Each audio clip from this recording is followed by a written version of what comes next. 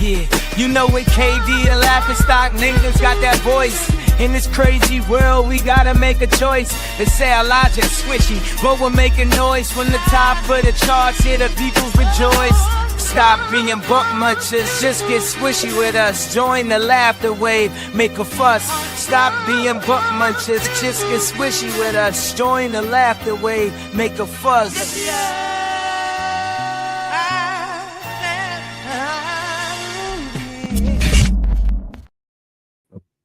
Hello. What is up, everybody? Yeah. I hope you're all feeling exceptionally squirty and exceptionally squishy, and other words I can't pronounce properly. And I am your comedian babyface, Kd Hinken, joined as ever by the man with 1,000 voices, some in his nipple, some in the webs of his feet, but all of them in his noggin. Mr. Nathan Parish, how are you? Well, I am the Mac Daddy of crap talk. And I am crap talk in 1,000 voices. That's right, in 1,000 different voices. I can do them all. But they all. I can do the guy from SpongeBob. You know. Can you do my voice yet? Yeah, that's a question. It's a good question. I'm gonna have to try and come up with a Carl impression. Yeah, I mean, just do a normal voice. I mean, yeah, with a lisp. It's not quite that. There's more to it. There's more to it. I was watching something earlier, and I was like, "That guy sounds like Harry Hill." He was the masked dancer, masked singer, and he'd already had his mask up at this point. And I was still like, he sounds like Harry Hill so much. Yeah. I can't. He was some famous actor guy, Graham but, Powler. Yeah, but it definitely seemed like it was going to be Harry Hill. I thought it was going to be like a Scooby Doo, yeah, where they take off the second mask afterwards. Yeah. It's like, it's really me. It's Harry Hill. It's me. Yeah. It's the kind of thing you do. Yeah, it is actually the kind of thing you do, to be fair. I don't think I do to repair prosthetics who are at that level yet. Yeah, I mean, like doing accents is mostly about the facial work, to be fair. Because once you've sort of locked in the way someone sort of holds their sort of face and the way they pronounce words, you start to get closer to the way they sound. Okay, already. In that case, show me your best Stephen Hawking. No, and the voice too, like that. I can't. I don't have the computer, do I? So. Stellar impression, though. That's exactly what he sounds like. Yeah, or sounded like. Yeah, I mean, I was hoping for a bit more like face squirming, though. You know. Yeah. There is a bit more like a pronounced like. We started off this podcast by mimicking dead disabled people. I'm worse than Trump. Oh God. No, don't say things about yourself. You can't take that. Don't get to feel sorry about things, but don't say things that bad. Yeah, it's like one of the ones that I used to do was Captain Jack from Pirates of the Caribbean. I'm not quite as good at it now, but it's like it's all in the facial shit, you know, because he goes all up in there. It's weird. The thing you say Captain Jack, and I just think that's actually Captain Jack is the nearest to the real Johnny Depp we've ever seen. That is very true. Him being himself. That's very true. He wanted to be on set. But at the same time, he was never. He also added a little bit of Keith Richards, which is why Keith Richards plays his dad in the movie. Whoa. Yeah. Whoa. Sea turtles, mate. Tie them together. That is like the done to death voice. Exactly. Yeah. But that one, it works better with the facial shit to it. Yeah. Again, it's like Jason Statham. If you keep your teeth together, it sounds better. It sounds more like Jason Statham because he's always angry in his movies. And that means he don't take his teeth apart. He's going to kick your teeth in. I would love to see him in like a wholesome family comedy. I can't imagine. Yeah. He's probably out there actually. They all started. He should start doing the kinds of movies that fucking Gerard Butler does. Because Gerard Butler, he was it Gerard Butler? Gerard Butler. Gerard, Gerard, isn't it? Gerard Butler, yeah. Yeah, Gerard. Yeah. Gerard Butler. He picks fucking stellar movies. Every movie he's in, I'm like, I like this movie. Did you see Greenland? It was about him trying to just get to fucking Greenland to sort of escape and this enormous fucking hit of an asteroid in the bunkers. Fair, actually, I haven't seen that one. Fucking baller ass movie, motherfucker. That's quite a new one. It's pretty new, yeah. Okay, it's like last 2 years. It was on Amazon. It's genuinely good. I can't remember the last one of his that I really watched that I was hugely into, other than not hugely into. Yeah, They're not like they're they're not like Oscar-winning movies. They're not like movies that are going to blow your mind. But they are just all like memorable, good movies. I'll give you that. Like they're just good, fun action. He knows how to play like the happy, not even happy-go-lucky. He just he knows how to play the sympathetic character. Yeah, he can do the gruff. He can do the gruff, and he can do the happy-go-lucky. He's a good guy. He's a good fucking actor. He's old Gerard Butler. I'm thinking of him in my head, like in one Law-Abiding Citizen and what. I always forget which one's which. White House Down or Olympus Has Fallen. Oh, both. Yeah, White House. No, Olympus Has Fallen because he also did London Has Fallen. Okay. And then the reason I'm confused because at the same time, Angel Has Fallen because he's something angel. Olympus Has Fallen. Was that the first one? Yeah. At the same time as that came out, White House Down came out. Yeah, and there was two competing movies about the warehouse, the White House being attacked, and one with what's his name, Channing Tatum. Yeah. And I've still not seen the Channing Tatum one. It's good. Yeah. The other one's better. Gerard Butler's one. Yeah. But then I also go from that, and then the other one I think of is P.S. I Love You. Do you want to think about it? Yeah. It's like wildly different. He also was in 300. You know, Gerard Butler. Yeah, that's a fucking great film. I still never really clocked on that was him years after. Yeah. And I still don't care. I'm glad I didn't because I don't think I'd have liked him as much as Yeah. That one got done to death. If like, this is Sparta. Sparta. I'm not saying I don't love the shit out of that. Yeah. But it would have changed my opinion if I'd have known it was him. Yeah. Give the people a little brief idea of what we're talking about. Then the main thing. We're not going into it right away. Well, I mean, it's not a bad subject to come off of actors because we're talking about a very famous, a notorious actor, called Klaus Kinski. Maybe famous for the wrong reason. Very much so. A very good actor and got used multiple times in multiple movies. One of the few people to tell Steven Spielberg to go fuck himself. Steven Spielberg asked him to be one of the Nazis in one of the Indiana Jones movies. And he was like, no, this is not the kind of movie for me. I've read the script. It's not very exciting. It's a useless pig shit. Wow. Okay. So this is the kind of guy we're dealing with. Also, not a good guy. No. Very much going to become clear throughout the rest of this podcast how much of a bad guy Mr. Kinski turned out to be in the end. Okay. But nonetheless, an absolutely fascinating case of someone who is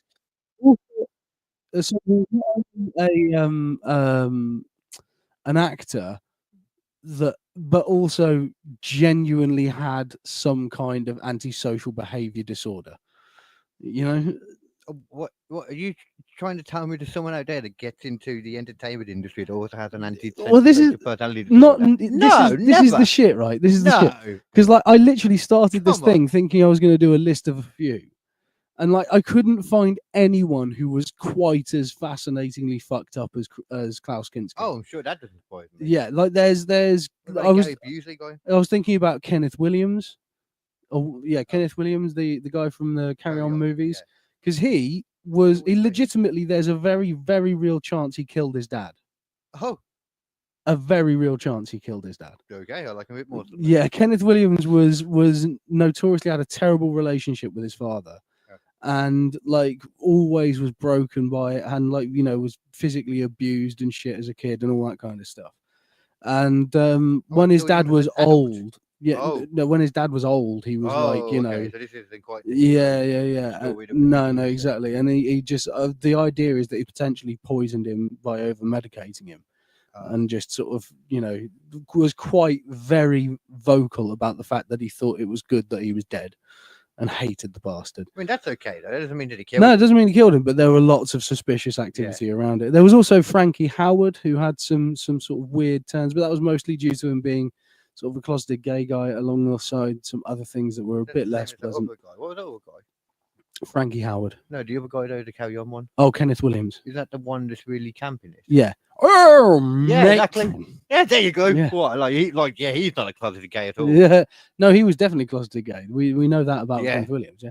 And there were a few others as well. There's some genuine crazy people who've been out in the old Hollywood, but Klaus Kinski was so sort of specifically sought after for kinds of roles, and sort of, as you'll see later on, has a very close sort of relationship with Werner Herzog for a while. You know, the guy I've talked about a few times. No, not Nazi guy. The guy who was he's a director, but he sounds like this, and they always have him on various things to talk about things because he has such a weird accent. And I've heard you. And then Definitely use this voice anyway. Yes, that is true.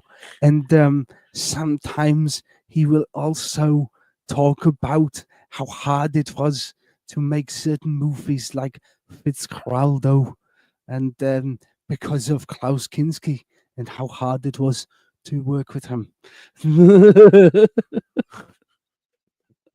If you know Werner Herzog, that's not a bad Herzog. No, I haven't got a fucking clue, to be honest with you. You'll see bits of Herzog later on. Okay. Yeah. So he definitely wouldn't have made any films that I know then.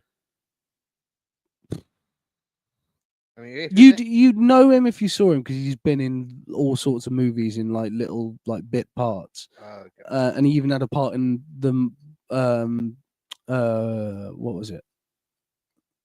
What's it called? It's gonna be whatever. The Mandalorian. Oh, I definitely know him from that then. Yeah, 100%.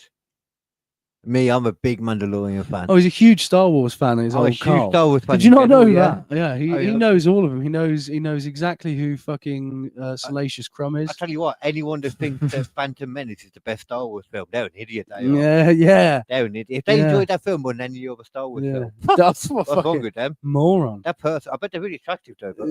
But yeah.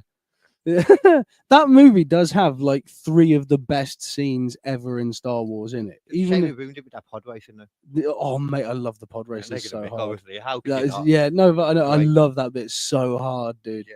That even is people that don't like it even admit. But that's fucking brilliant. Yeah. Pod racing. Yeah. Pod racing was brilliant. The fight at the end was brilliant, and I still maintain. You're right about that because it's too flippy dippy. Oh yeah, fuck that shit. That's brilliant. And also, I still maintain that the bit where they go underneath the water to go through the planet's core, I love that bit. I love that bit. I don't give a fuck what anyone says. I love that bit. And the fight between the fucking the fight between the second one. That's the first one. The fight between the droids and the Gungans as well in the first one's fucking brilliant. What, sorry? The fight between the Gungans and the droids, where they're like throwing those orbs. I don't even know what a Gungan is, to be honest with you. It's whatever his face is. Species was. Phantom Menace? Yeah, no, in the sorry, Darth Maul? No, the other one. The one with the stupid ears. Mr. Sorry. Jar Jar Binks. Hey, don't insult Jar Jar Binks. I will insult. We can talk about anything. I will insult Jar Jar Binks, sir, to his face. I'm sorry. To his face. I don't know. I was saying that like I was the one that loved Star Wars Phantom Menace. I don't know why I was doing that. Yeah. Sorry. Yeah. No, I'm not gonna lie, but honestly, I think that's the best one. I love the prequels. I'm not as keen on the third one. I hardly remember that, to be honest with you. The third one's got the best fight scene ever. Oh, I was always a bit more. Even when I was a kid, I was a bit more nuanced than that. I wasn't just about action. I was but that more intelligent than that. That lightsaber battle saves that movie from being sort of quite dull to being something that's quite entertaining. Which one is it? Which one is that now? The third one? It's the one where they're fighting on the volcanoes. That the one? No, because it's the one he becomes. And he burns. Goes, when he becomes Darth Vader. Yeah. I felt like there was like that happened in the second one at the end of the second one. No, it's the third one. Okay, well that's why I'm getting. Yeah, because then they did Rogue One, and then Rogue One is still, I think, of course, it would have one of the best fucking movies in the Star Wars universe by far. Well, you can not give me your opinion anymore because it's invalid. Rogue One is fucking brilliant. Legit. Yeah, are you just saying that because of the end scene? No. Because I mean, no, I genuinely love that film. Yeah, I think that end scene was way overhyped. People made that the scariest thing ever. It was amazing. It was like, oh my god, this has made Darth Vader scary. I was like, wow, let me watch this. The reason why it worked, he's still the same. The reason why it worked for me, in a stupid outfit. I didn't know he was going to be in it. That's why it worked for me. I watched it like really shortly after it was come literally out. the only reason I watched it. And I watched it, and it was, and he was there, and I was like, fuck yes, that's awesome. But that's if you're why so many people. That's why he did so bad, Rogue One. yeah, Because nobody else knew that Darth Vader was going to be in it either. Yeah, so nobody yeah. bothered watching it. Yeah. Oh, I fucking love Sorry, that film. I didn't I mean to genuinely interrupt. love that film. Genuinely love it. I don't. I like the fight around the dock as well, and they just sort of crash two fucking Star Destroyers into each other. I was like, yeah, fuck you. I remember that. That was awesome. I didn't even watch Solo. Yeah, Solo is forgettable. It's supposed to be quite good though. It's all right. But then again, it's It's probably all just, you know what that is? It's just because it's a diehard that watched it. So anyone Yeah. that you talk to that has seen it are like, oh yeah, it's all right, you know, Yeah. because they were going to like it either way. Yeah. Unless it totally shat all over it and was like, if it turned Han Solo gay, then maybe they'd have had an issue with it. Let's turn Han Solo gay. Let's make that happen. Well, it's not us. let's turn it into our thing to do on the podcast. Oh, I bet you there's plenty of fan pictures out there where he's hashtag make Han Solo gay. Let's do it. Yeah. Two-toned butter spirit animal. I'm sure there's ones where he's wanked off a Wookiee. Well, obviously, I mean that's just in all of them, though. Yeah. I mean, we know that that's the only way you can calm Chewbacca down. Oh, is that a Wookiee? Yeah. That's the only way you can calm a Chewbacca down is by wanking it off. I think it was the little thing. No, because a lot of people try and do the butthole thing like you do with dogs, but that just enrages them more. What the fuck do you do with dogs? What? What? Apparently, that was a thing that people were told. It was like, if you've got a dog that won't let go of something, you've got to stick your finger up its arse, and that'll make it let go. You do that to any animal. You do that to me, and I'll let go. Because it's going to go, what? It totally depends on what size dog you've got, surely, as to what finger you use. Because if you use your thumb on a Great Dane and on a Chihuahua. Yeah, no, don't use the thumb on a Chihuahua. Pinky at most with a Chihuahua, and even then, that's a lot for a Chihuahua. Trim your nails either way. Yeah. Make sure you've always got your dog butthole nail trimmed. I mean, more than anything, to be fair, though, you don't want to get, like dog poop under there. No, you don't, because it's never going to come out. You're going to smell that every time you go to put something in your mouth. No, you clean it, you weirdo. Even if you clean it. I don't know. I got human people. Oh, mate, nah. Dog human shit. Dog shit's it's not got worse a than different human stank. Poop. Oh, mate, human poop is worse. Nah, I'd rather deal with my shit all day. But your shit, of course, comes out of your body. You muppet. Yeah, well, I wasn't talking about your. Well, it depends what you do, I guess. Depends what the person's eating as well. If it's and whatever, if it's a vegan, dog's eaten is guaranteed a lot better than whatever we've eaten. Is it better to deal with a vegan's shit than the meat eater's shit, or vice versa? Even when it's the meatier shit, though, it's not filled with the artificial stuff that we have. The dogs they're much fucking cleaner shit. People are like, oh, I don't want to eat dog food. It's a lot fucking better for you than the shit we eat. Is it? I don't think. Of course it is. Do you see it's a lot more natural anyway. You know they make not better for you. You know they make dog food and cat food out of like a lower grade of meat, like the stuff that they couldn't sell to humans. They just stick in a blender and call it dog food. Well, you say that, but that would be like the crappy ones. My cat can tell when it's the crap ones, but the better ones, them ones. Are you selling her giving her fucking Sheba or something? No, it may as well be. It's little premium, basically. Oh, right. And it's good. Oh, yeah, you got them fancy cat flavors. I got a fancy fucking cat. Yeah, well. My fault, because I gave her whiskers growing up. You see, nothing but whiskers when she was growing up. Yeah. Get her the good shit at the start. You're never going to have anywhere to go. Yeah, I know. I made the same mistake as my old man friend. His cat is a tart. And she's called Tart.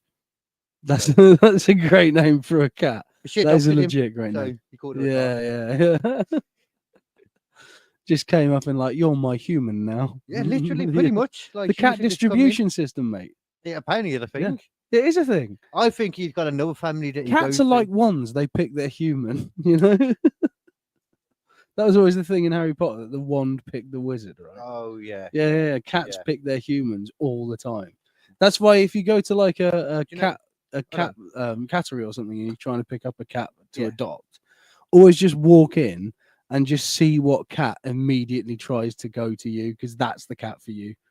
Don't argue with it, just go with it. That's fair, but on the one point though, dogs will go with anyone. Dogs are sluts. I don't know what you're on about. My dog chose me too. Yeah.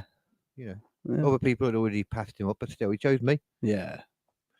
That's that thing in you, mate. No, but can I just say the one? You're still assuming that this one thing is legit. Yeah. When the only evidence we have of it is when Harry Potter went in, who is somebody, first of all, who doesn't know shit all about this world. That's true. And the one waker was like, are you suggesting he's lying to him? He was like, oh, the one picks you. And funny enough, it was the most expensive one in the whole shop. It happens to be this one, and it's expensive £1,000. No, it's £2,000.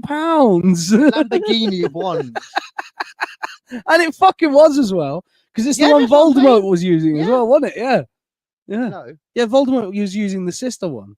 Oh yeah. I just know that he had some like really posh ones. Yeah. No. It was literally like Voldemort was the only other one who used one of these kinds of ones. Or was the elder one? The elder one's the one that they find because that allows you to do all the special shit. See, I know some of the geeky. I know a lot more geekness of Harry Potter than Star Wars. That's fair. Because it's actually. I'll tell you what, I would actually quite happily play between the two. I'm waiting to buy that fucking Hogwarts game when it comes down low enough in price. Legacy. You want to buy Legacy? Shit, yeah, I want to buy Legacy. Like one of the wokest games that have come out for years. Like oh they no! purposely made the game woke to just say fuck you to what's her name again? To J.K. Rowling. J.K. Rowling. Yeah. But I'm gonna play it in a different way. I'm just gonna be a straight up dude and say, nah. Like you just. You a character in it. Yeah, you can. Yeah, I'm going to make the character. You can't decide whether that character goes trans. You have to just. No, you do. You can. What? So you can have your character dress and look however you want, and then you pick the gender. So then you just end up in those dorms. No. So I'm just going to be a dude walking around, dick flapping out. There's an actual trans character in it you meet. Is there? Yeah. Oh wow. I don't think you have the power to pick for her. Not her, no, or them. Oh, what are you trying to say? I don't know. I don't know who you are. I don't know. Never seen the game. It might be a complete lie. It might be a complete lie. It's just a picture says that it is. Yeah. I haven't done any research into it. Yeah. I just included it on my woke list when I did a thumbnail. Your woke list. Remember when we were talking about woke games before? I made a clip for woke games. Yeah. And I was about to bring it out, and then I realized I found a way to download YouTube videos. Oh, cool. Basically, put a VPN on. It's just our country that can't do it. Yeah. That country's fucking shit. Our country lame as fuck. But anyway, our country fucking big. Our country's scary. Total cucks. This is the real. What's this? I think I would assume this is Australia or something. Okay. This is a real thing. Mike Tyson laughs at a kangaroo. Have you seen this, Mike? So you see that thing around the dog's neck? That's to protect against the claws of the kangaroo. And that's what saved that dog. Oh. Okay, so he squares up. Looks like dude's a southwapw. Let him go. Does it? Look at his face. Go back. He's in shock. I can't believe It's unusual. You know the name. I love that video. To be fair, I've seen it before. It is brilliant. Welcome to Watch Mojo. What are you watching Mojo for? breaking- What are you watching Mojo for? You going to Mojo?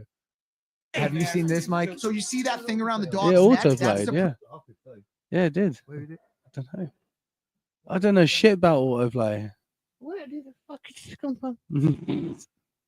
Okay, What? protect against the It's on love the playlist. kangaroo. That's And why. that's what Oh. saved that dog. Oh. Okay, so he squares up. Looks like dude's a southpaw. Let him go. Does it? Look at his face. It is Go one of the back. best He's in videos on the shock. I internet. can't It's so good. I never seen it. It's been around for a while, that one. You know the name. I Stop watching Mojo. I missed a lot of popular YouTube culture. Yeah. Growing up, and by a lot of it, I mean all of it, because I purposely didn't want to go on YouTube. Yeah. As I've told you before, actually, why? I can't Because remember. I thought it was all that crappy, bullshitty, random ass comedy that y'all like. Oh, like, yeah. And the evil hippie likes. Everybody I'm close to in my fucking group of friends have always liked. There's nothing. I love being around these people apparently, but I hate your fucking humour. There's nothing wrong Well, with the that's your silliness. part anyway. There's nothing wrong with the silliness.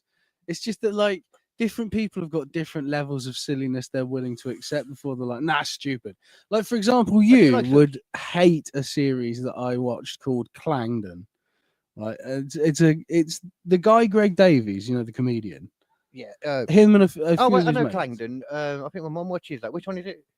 It's him and like three of his mates all doing these weird like It's not that. sketch type things not that. and stuff. And it is ridiculously stupid. It is pure old nonsense. Not even pure old. It's just childish nonsense. Okay. And like the thing is, when I first watched it, I was like, "This is ridiculous. I'm not fucking watching this. It's stupid." And then the next time what was on, I was like, I watched a little bit of it, just see. And then, like, in like 3 weeks' time, I was like, I want to watch everything Clang. Because I don't know, there's something about my brain where I'm like, this thing's stupid and weird. What can I learn from this? I just realized the whole way you were saying it, and I'm a total fucking hypocrite because I'm like, your silliness, I don't like it. Yeah. I love wrestling. Yeah, well, yeah, it's different kind of silliness, though, isn't it? It's serious silliness. No, not a lot of it. It takes itself very seriously. Some of it does, some of it really doesn't. So, all right, yeah. You don't, for example, one of my favorite people, R-Truth. You know, Royal Rumble, when the 30 men in the ring thrown you over the top. Yeah. Last year, he ran down, got to the ring, got a ladder out, ran into the ring, put it up, got to the top, was like, and I found it fucking hilarious because he was like, he thought he was a ladder match. He's like, my bad. He's been there for like longer than anybody else in the company. That is brilliant. That was great. that is a great bit. He did the same thing as well. The one year, and he ran down, got into the ring, and he was like, looked around, and was like, where are all the men at? Because he was in the women's rumble. He ran down in the wrong rumble. Oh shit! Great.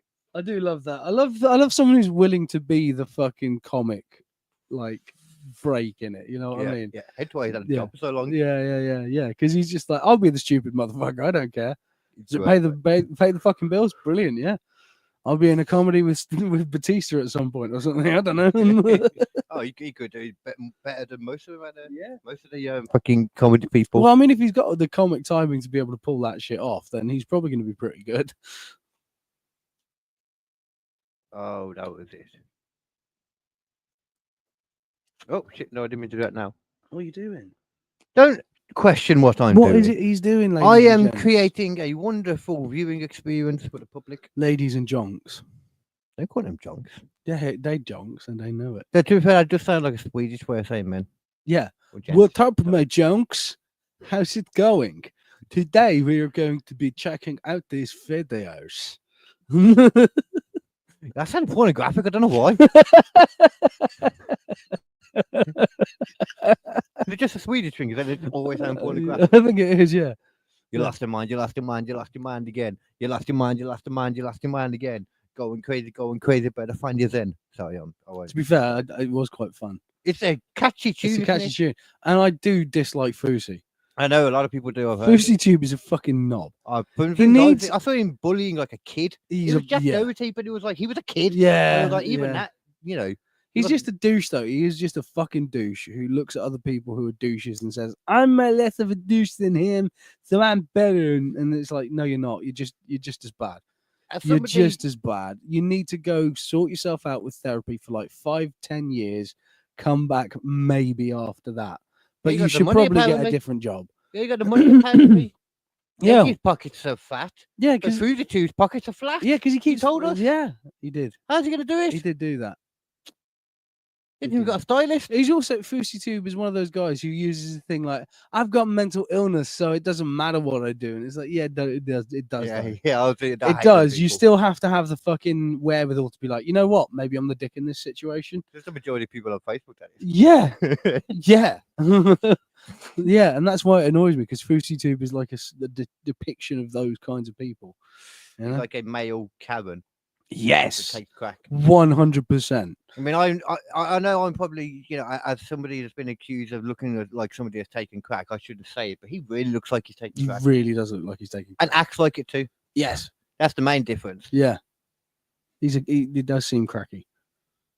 Just a touch cracky. Just a touch cracky. Just a touch. Maybe a bit more than a touch. But a little bit more cracky than he should be. Yeah. Well, what level of cracky is okay? It's hard to say. For a I've never been that cracky. Well, no, obviously not. You're not going to be the cracky level of Fousey. No. Or Fousey now, I think he is. Fousey. That's just an offensive way of saying his name. No, it isn't. I'm just overemphasizing it. I don't even know what his fucking Fousey accent's like or anything. He's American. No, he's American. Oh, they all sound the same in that case then. Yeah.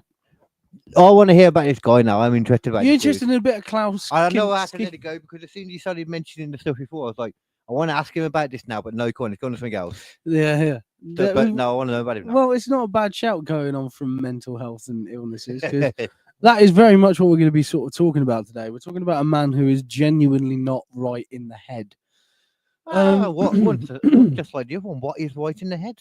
Definitely not Klaus Kinski. Okay. Yeah. Cool. So Okay. It's easy to say what isn't right. Yeah. yeah, exactly. Okay. So he was born in October 1926. Were you debating whether to say it in German or something then? No, I just It couldn't sounded remember. like you were. Born with the name Klaus Gunther Karl Nakzinsk. Oh, okay. So hold on. So he's got a great name first of all, tucked away in there. Yeah, An amazing name. an amazing name. But he decides to go with Klaus Kinski. Gunter, though, man. I mean, come on. Gunther. Yeah. Gunther. Wrestling. How goes it, Gunther? Yeah, I'm going very, very. Thank you very I'm much. guessing that's Carl with a K as well. What? I'm guessing that's Carl with a K in his name. It is. Yay! Yeah, it is. The German Karl, of course. Yeah. Yeah. Cool. But they were born in Poland. Because there's quite a lot of crossover at that time between sort of Germany and Poland, that kind of thing. So he was. I said I'm German. I don't know. It could be German. It could be some Polish. I don't know. I don't know. Oh, I don't care. Carry on. All right. He was born to his father Bruno, an ex-opera singer turned pharmacist, and his mother Suzanne Lutz, a nurse and the daughter of a local pastor. They lived in the city of Sopot in Danzig, Poland. Opera singer and the pastor's daughter. Sounds about right. Yeah. They had three older siblings as well: Inga, Anne, and Hans Joachim. Inga? Joachim, I don't know. Inga. Oh no, sorry, Inga, Anna, and Hans Joachim. Okay. Due to the Great Depression, his family was unable to make a living in Danzig and moved to Berlin, where they also experienced financial difficulties. They also experienced financial difficulties. The family settled in an apartment in the Schönberg district of the city and acquired German citizenship. Hey. It's claimed that he was suffering from. He later on claimed basically that he was suffering from physical and sexual abuse from his parents. Oh, well, and said that he was having living in poverty essentially and all this kind of stuff, having a horrible time. That's what he should have stayed as an opera singer. Yeah, in fact, that's what this first video is about. It is Mr. Klaus himself talking about his relationship with money and where it came from. So should we have a little? Let's have a little gander. Let's have a gander, ladies and gentlemen. A little bit of video for you to share. That's the good thing about Klaus Kinski as well, is he is very well documented, and you'll start seeing that later on as we get into the podcast. He is consistently going mental in various obvious situations on camera. Yeah. So yeah, we've got a lot of footage to be going through. At least we got it documented. I like that. That's fine. Yeah. Let's go. Let's see. When I was a kid, we didn't have. Do you want to put the captions on? For days, and I really know what tour. Yeah. Just in case the people want to be sure what he's saying. And me. Yeah. A bit bigger. I want to tiny. Teeny tiny captions. Okay, can't change it. Oh, brilliant. That's fine. Poorness, and so it was the time when I started to earn a lot of money, and and we had just,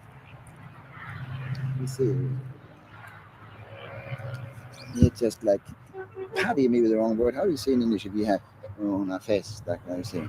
Yeah. Well, every day almost, because we were working hard. I was working 10 years without any day of holiday. Never in 10 years. But I earned so much money, and I threw it out of the window, and I invited everybody. Even the postman had French champagne. I showed him and he came and had champagne, because it was my fairy tale, So, but then after years, I thought, no, I don't want to do that anymore, because I'm just, what I'm doing is for.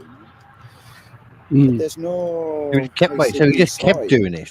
So he just literally was just giving away shitloads of money to whoever came along. I mean, this is French champagne to the postman. Yeah, this is according to him, though. Yeah, this is according to him, and it's not necessarily true. All of the things. I like how you put that. I like that straight way to put it in. Okay. It's not necessarily true that Kinski is this, upstanding, generous guy. And you'll start to see more signs of that the further we go. Yeah. But yeah, we don't need to go that much further into this one. Realistically, it's literally just him talking about his relationship to money, and ultimately, there's quite a few quotes from Kinski that basically say that money isn't important. Essentially, that money is not what he's seeking. He's seeking power. Oh, damn. Okay. Yeah, which is a very interesting thing to say, and it does tend to be a sort of a reoccurring theme of people who have antisocial behavior disorders, who have sort of they want money, and then they get the money. Like, no, I want the power, man. Yeah. I thought this would give me the power, but I thought it would make me happy. But what I want to do is power. actually I want to inflict my choices on other people. That's what they want. It's a sociopathic behavior to some I mean, that is about 70%. That is about 30% of the people that have children. Why? True. I'm about to say 70% of the way. That's not right. Yeah. The other way around. Yeah. I hope it's not 70%. Yeah, that would be depressing. That would be. Yeah. So yeah, he basically, when he was younger, he had very little money. He didn't have any support. His mother and father were abusive, all this kind of stuff. And so they moved to Berlin, and he starts trying to make something of himself. Right. But before he can, he gets drafted into the Wehrmacht. Oh my! So when was it? What kind of time frame was it? So I meant to this- ask you this earlier. Yeah, this is in 1943. So he was born in 1926. In 1943, he gets conscripted into the Wehrmacht at the age of 17. Is that part of World War II then? That's World War II, yeah. End of World War II, 1939 to We 1945. didn't get done until then. We didn't. What do you mean? Or was it Oh, because he was 17. Oh, okay. And this was near the end of the war when they started just giving guns to kids. For a Essentially. moment, I thought you were saying here in No. this video. No, that was no, on, not that we just watched. not here. No, that he was no. 17. I'm No. like, damn. He is definitely not He is 17. weathered. That man. is a top Holy 17. That's like a 17 from the turn of the century. Do you know what I mean? Yeah. Those kinds of photos, you're like, yeah, damn, he looks a top 17. In the sense that they'd probably be dead and he looks like a corpse. Yeah, exactly. Okay, I got you. So he was conscripted into the now I've got to try and say this right. The Fallschirmjäger.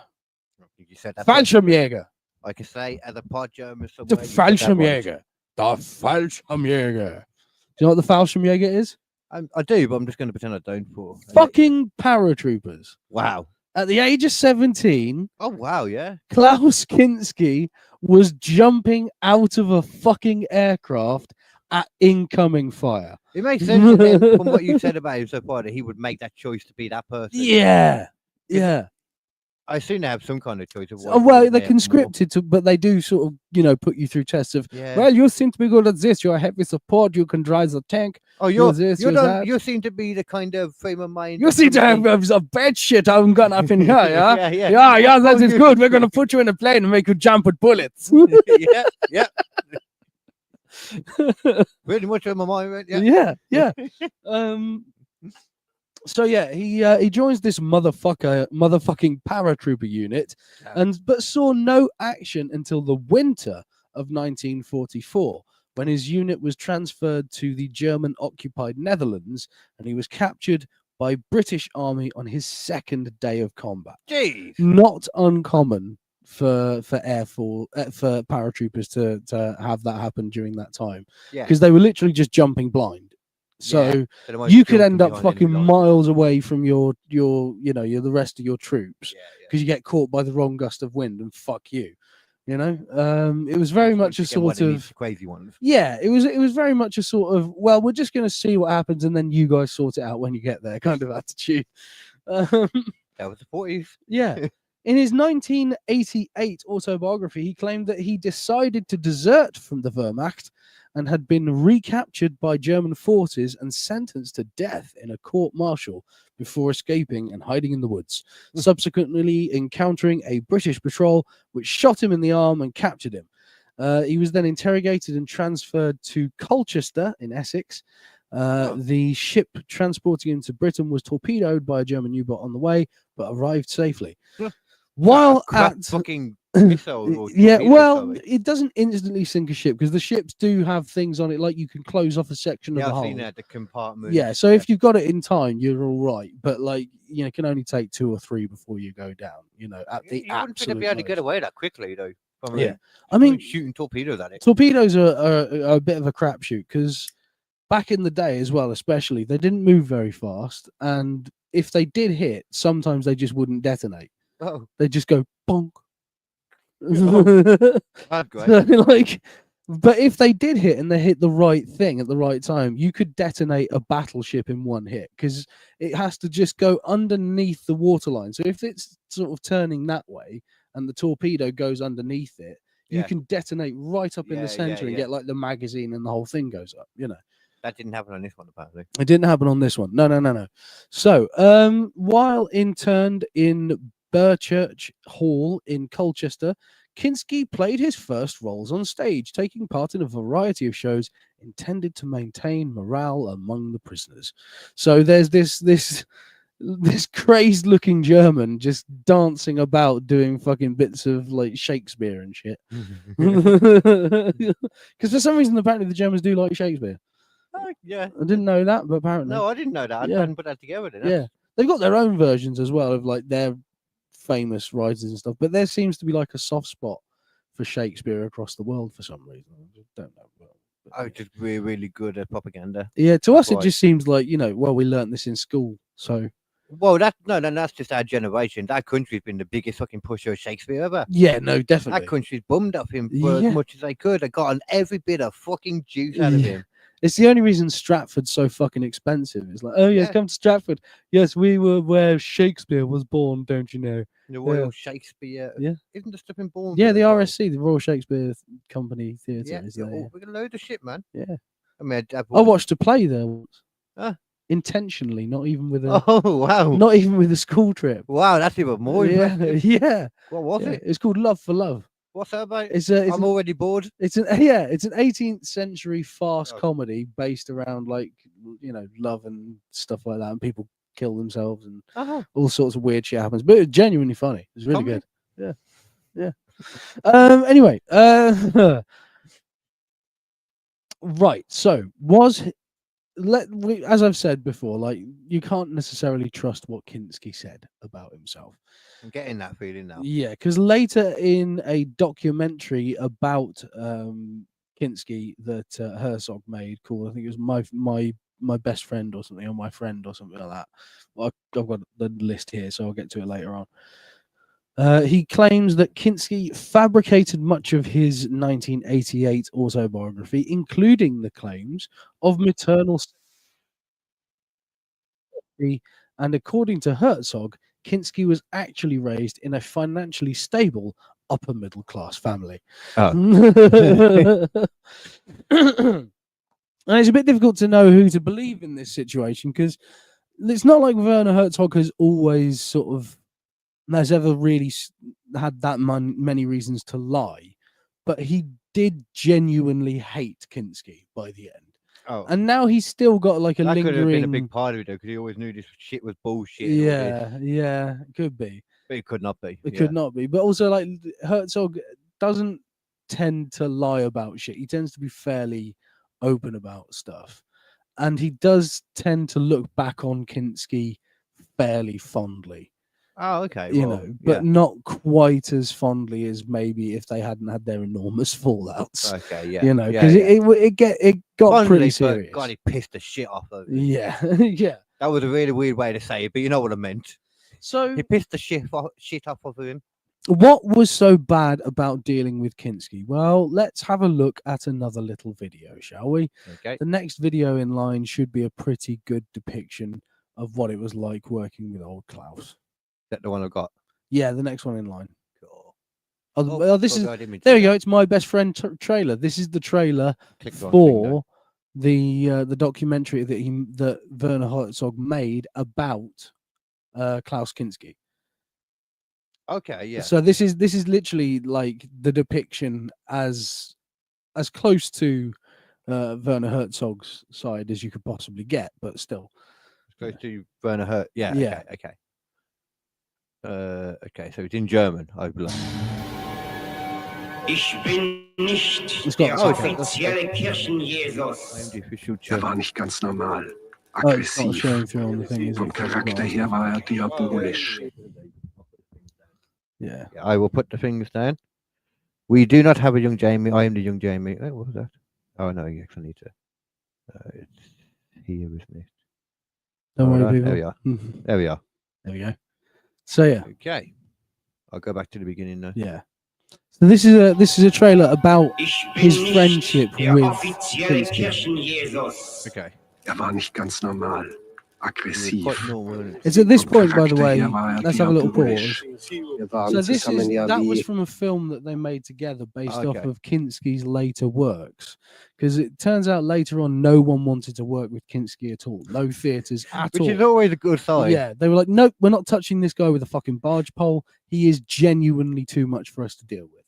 Okay. So what they did is he just goes, well, okay then, if you're not going to work with me in the theater, then what I'm going to do is I'm going to do solo work. And he just basically becomes like a dramatic stand-up and just like does a one-man show. Yeah, does one-man shows. And that particular piece there at the start was from his one-man show, I Am Not Your Jesus, or something like that. I can't remember the exact name, but like literally it's about him just going, you know, don't revere me, don't look up to me, don't all this like Yeah. It's about an hour and 20 minutes, this thing. Jesus. And Herzog Of shot that, and of that, what we saw. yeah, and Herzog shot and filmed it with him. And the reason why is because Werner Herzog and Kinski, when Kinski was no longer able to sort of work anywhere, Kinski ended up in a boarding school, right? At the same boarding school that Werner Herzog was at when he was 13 years old. Okay. So he meets this young Werner Herzog who's like, you know, thinking about film and stuff like that. And he meets this actor Kinski and they set up this relationship. And then later on, He's older. Kinski. yeah. And then Okay. later on, they get together and start making movies. It makes sense. And some of the movies they made are very, very well known. I mean, there's a list of it here. Where is it gone? They made Nosferatu. Oh, I've heard of Not that. the original, but the second version of the Nosferatu. Okay. It's apparently very good. Mhm. My Best Friend, this trailer. Although that wasn't really made with him, it was just something that Yeah, included. it. made and included. Yeah. There was Aguirre, The Wrath of God. There was Strozik. There was Location Africa, Cobra Verde, and Wojciech. Or Wojciech. I'm not sure how to pronounce it. But I have heard of all of them. yeah. But the thing is, they're all really sort of avant-garde movies. Fitzcarraldo, especially one of the ones, is like Werner Herzog's magnum opus. It's like one of the ones that everyone says you should watch because it's like it was such an incredibly difficult shoot, not just because of Kinski, but also because of what it was they were doing. They were recreating this thing that happened where someone got a riverboat in the Amazon and to save themselves like a week or two's worth journey going around this river, Right. they decided to just pull the entire boat over the fucking bit of like the mountain and drop it down the other side and just go away. And Right. during the process of doing this, it all goes horribly wrong. It gets more and more Doesn't difficult. sound like a good idea. Yeah, it's a terrible idea because in the end, it costs them like way more effort and time than if they'd just gone around the fucking river. And and the it's fact that this- if they survived, and that's just shocking for stuff. Yeah, and it's this sort of big folly and stuff like that. And they actually fucking redid it for Werner Herzog's movie just to sort of, you know, Oh, do they- it right. Because Werner Jeez. Herzog is such a strange filmmaker. He always has to do things in the most complicated way so that everyone can enjoy it at That's, the other end. that's stupid. You don't need to redo the actual journey. Like, just Yeah. make it look like Yeah, it. it's fucking crazy. Any They- fucking forest. Not only is fucking Fitzcarraldo in this ridiculous that's movie, crazy. No? there is also multiple movies that are like award winning, just documenting the making of Fitzcarraldo. Yeah. Because it's just unfucking believable. That is that. Damn. Yeah. Truly unbelievable. That's stupider than that film we covered ages ago where it was all the lions. Yeah, the That's one, dumber than yes, that. the one where it was literally like the most dangerous movie ever Raw. made. Raw, yeah, fucking hell. That's stupider. this. It was that stupid. idea. This, yeah, Fitzcarraldo's dumber. But this is this. Let's watch the rest of the trailer for My Best Friend, just to get a vibe of the relationship between the two. Zwei kritische Massen, die eine gefährliche Mischung ergaben, wenn sie in Berührung kamen. Los, machen Sie die Kamera und drehen den Scheiß bei Das werde ich nicht tun, Herr Kinski. Ich entfernte ihn darauf aus dieser Einstellung. Kinski tobte, ich sei größenwahnsinnig geworden. Ich sagte ihm darauf, dann sind wir jetzt eben zu zweit. Was war der Grund, dass ich mir das antat? It's crazy. It's crazy. That's why we work together. Wir gehörten zusammen. Wir that waren a film you bereit, want about here? miteinander Oh, okay. unterzugehen. Egozentrisch ist wahrscheinlich gar Oh, nicht so das he was on richtige that Wort. then Er war with richtig the- egomanisch. Oh, this one's Wrath of God. To be fair, then they are both Und er schrie Oh, they're stundenlang both auf crazy. mich ein, aber so They're both dicht an crazy. meinem Gesicht. Kinski wollte mich gegen meinen... Like, To be fair, man, Kinski can't be super crazy at that point because he would have killed them all if he was. yeah. Give me what, like, Oh no, you'll see more where they get close. For example, I'm just going to skip forward because it's so enticing. okay. Right, there was moments on the set of Fitzcarraldo where, Was that the one you just? where he was, where Oh, wait, Kinski you on was, about the boat one? yeah, Kinski Yeah. was planning on, was threatening to kill Werner Herzog, Oh, okay. and more importantly,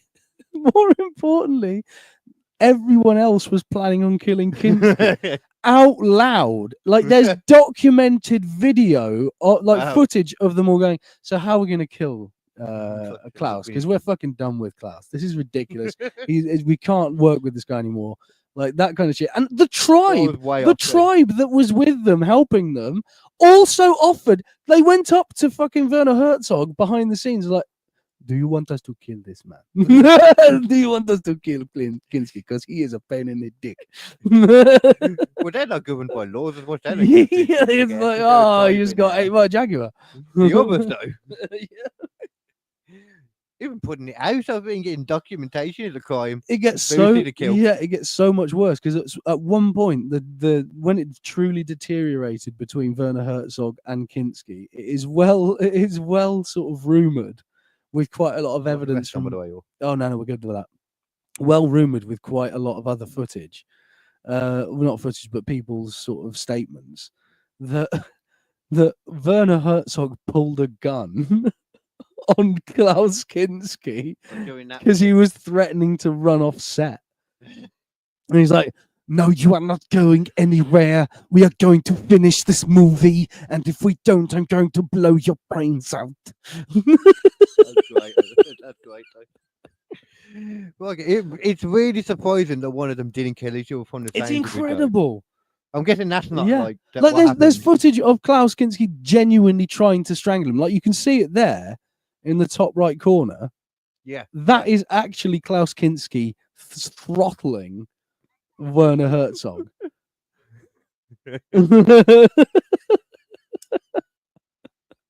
This man was off his fucking nut.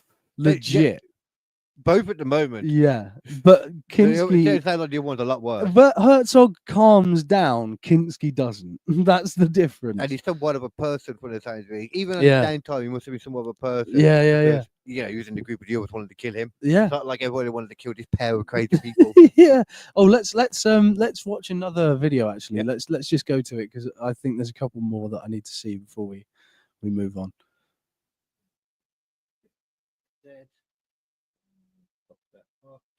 Go around here. Yeah. There we go. Next slide, please. Zeig nicht! Und du sagst es mir nicht, aber schau aber nicht! Leg mich doch am Arsch weg!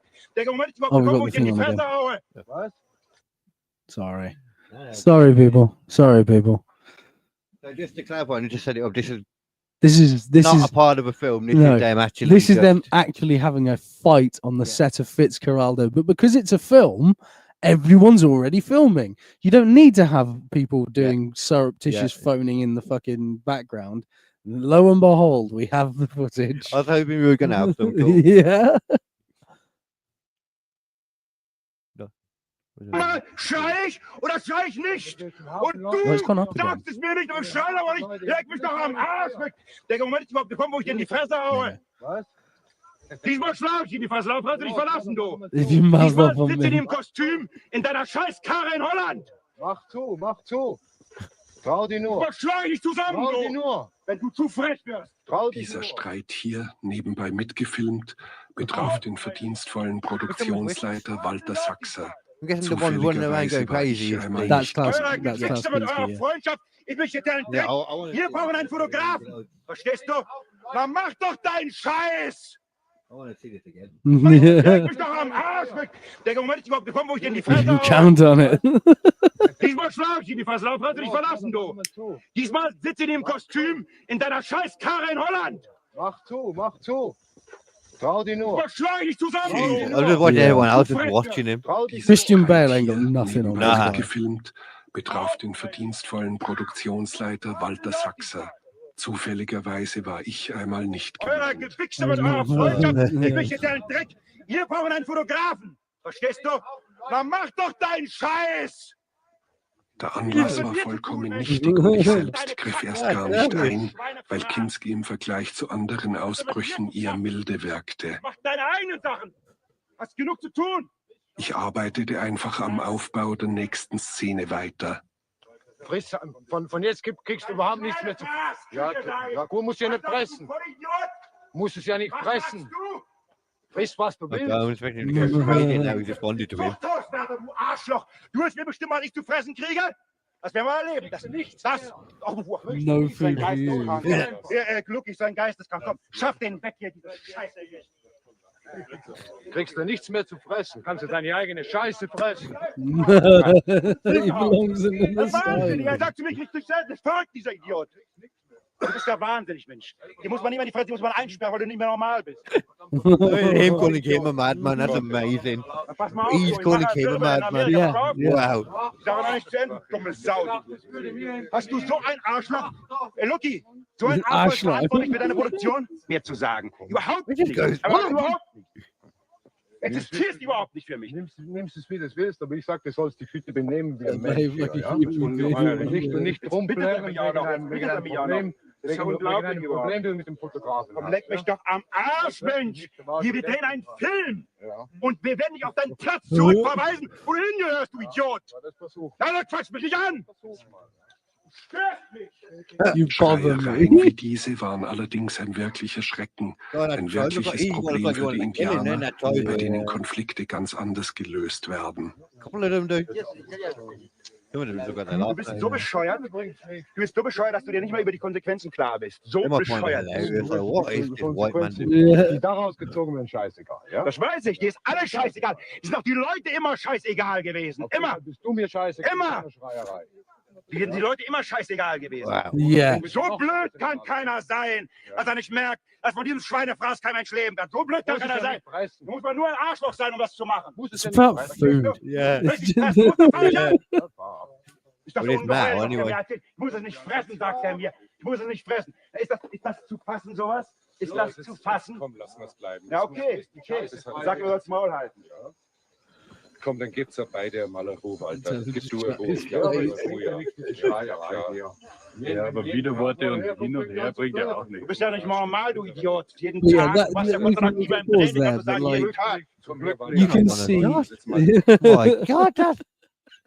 Damn. Dude's crazy. Absolutely crazy. Like he's wondering hearing about it, but seriously. Yeah. He is legitimately Off his nut. Off his nut. Wow. Off his nut.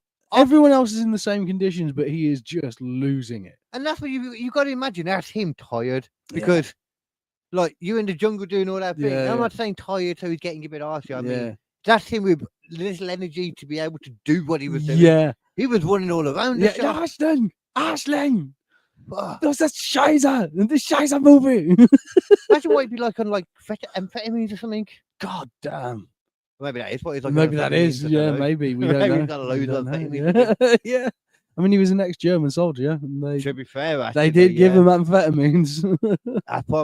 that could be part of it. It could well be part of it. Damn. We might have cracked the code of I Kinski. imagine what it's like when he runs out of it then. Yeah, Jesus. He got a lot of money. He ain't running out when he got money enough here. He's got loads. When he runs out, he kill a fool, multiple fools. Yeah. Become one of them tries on killing fools. Should we have a little bit more explanation about his backstory before we watch another video? Yeah, sure. Yeah, because there's a lot of this, and like watching just ranting and raving Kinski is going to be a bit much all in one go. I'm down for more of it though. Oh yeah. So where were we on my fucking? Where? I don't know where. Hold on here. Was. Where were we? Here on my document. I was going to say. Trying to figure out a way to end it for you, but I couldn't. Yeah, my brain is tired from so much Royal Rumbling. Yeah. It was a good one, man. Yeah. Yeet. Yeah. No. No, I know. I was agreeing with your yeet. I wasn't yeeting with you. I know, that's the problem. Do I have to yeet? Yeet. Yeah, he's happy now.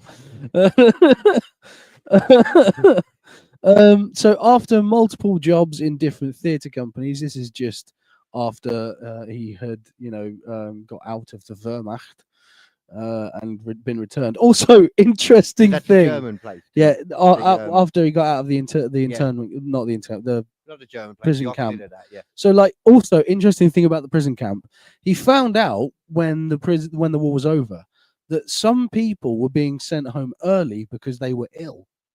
Oh, so Kinski, being a genius, right? He goes, well, showed him his real mind. No, I'm going to make myself very sick, and then people will let me go home early. So he spent the night in the freezing cold in his underwear, drinking piss and eating cigarettes.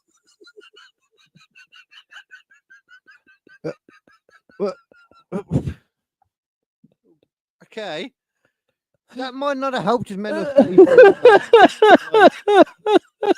being in the cold, that can fuck your brain up. I don't know what pure nicotine would do to that.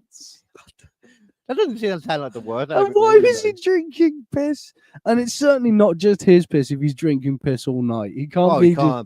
That's got to be someone else's piss He would have to involved collect at some it. point. He'd be Yeah. drinking piss. Like, if he's eating cigarettes, he's chomping them And down. bear in mind as well, this guy's been like doing theatre productions for the other prisoners throughout this thing, because that's when he started acting. What, and collected their piss then? No, and then they're like, "Oh yeah, that's Klaus. He's a good actor. Yeah." And then walk past Klaus one day and it's like, "Klaus, what the fuck are you doing? This is crazy. Is this some kind of extra bit of theatre? Is this avant-garde?" No, but he would have had to get back into his cabin and get, like, clothed again before he did anything, because otherwise they'd be like, well, you obviously did this to yourself into the gulag, whatever it is. The fact that's basically what happened. They were like, well, you're not actually sick though, are you? So, you're just gonna have to stay until everyone else leaves in 1946. Fucking idiot as well then. He's a fucking So he's idiot. just been out in the cold eating cigarettes and drinking piss for nothing. Like, didn't get ill doing that. If you want to get ill, lick the urinal. If you want to get ill, do that. Lick a urinal. That'll work. He didn't get ill at all from that. Yeah, it's impressive. He probably just went back in when he got colder. He's got a good constitution. It's amazing he was so upset about the food. No, it's just a good one actually. Yeah, so I've eaten enough fucking tobacco. No, that's actually what it was. He went out and he was like, "Oh, it's a bit cold out here. Oh, I don't know the taste of this. Yeah, fuck this." Went back in, and then I saw him on the camera or something. The camera? It's fucking 1940 something. It's the Nazi. It's not fucking Wolfenstein. They don't have fucking CCTV. They have guard posts. That's it. Well, as far as we know now, sure. With just a British man drinking tea with a Lee Enfield next to him going, "All right, what's that down there? Don't you move, you blighter. I see what you're doing. Oh, no, you're playing football. Carry on." Exactly, it was that, yeah. We don't know what we do an episode about them having a UFO apparently. Yeah. I'm sure they had CCTV. I mean, yeah, they did, definitely. They had footage of stuff, but right. So after multiple jobs in theatre companies, Kinski became notorious, and despite good reviews, he was let go by the company he was in Vienna. leading to Kinski suing the company unsuccessfully. Because let's face facts, everyone knew about Kinski because of the things we've already seen here. This guy was doing this all throughout his theatre life. And they're making documentaries and releasing the documentaries. Yeah. You know what I mean? Like, well, this was before the documentaries. This is before that. Because this is just after the war when he's just starting to like working in theatre. Yeah. But I'm saying in general though. Oh right, yeah. So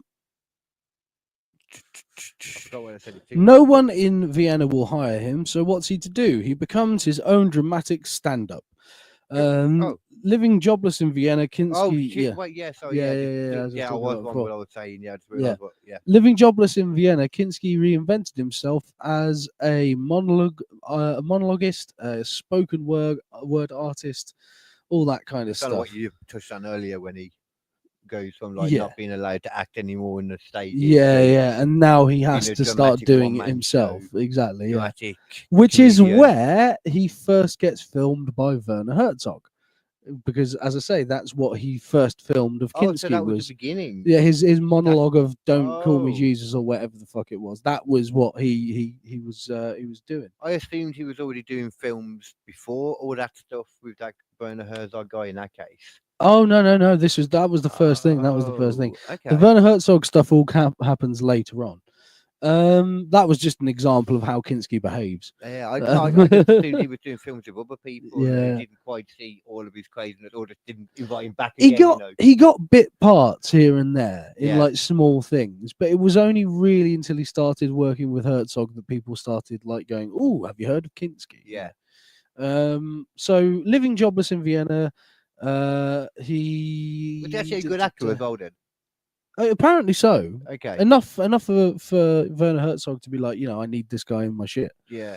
And enough for him to have still made enough of a point in the theatre thing for them to eventually be like, we can't work here anymore. Yeah. Okay. That makes a bit more sense.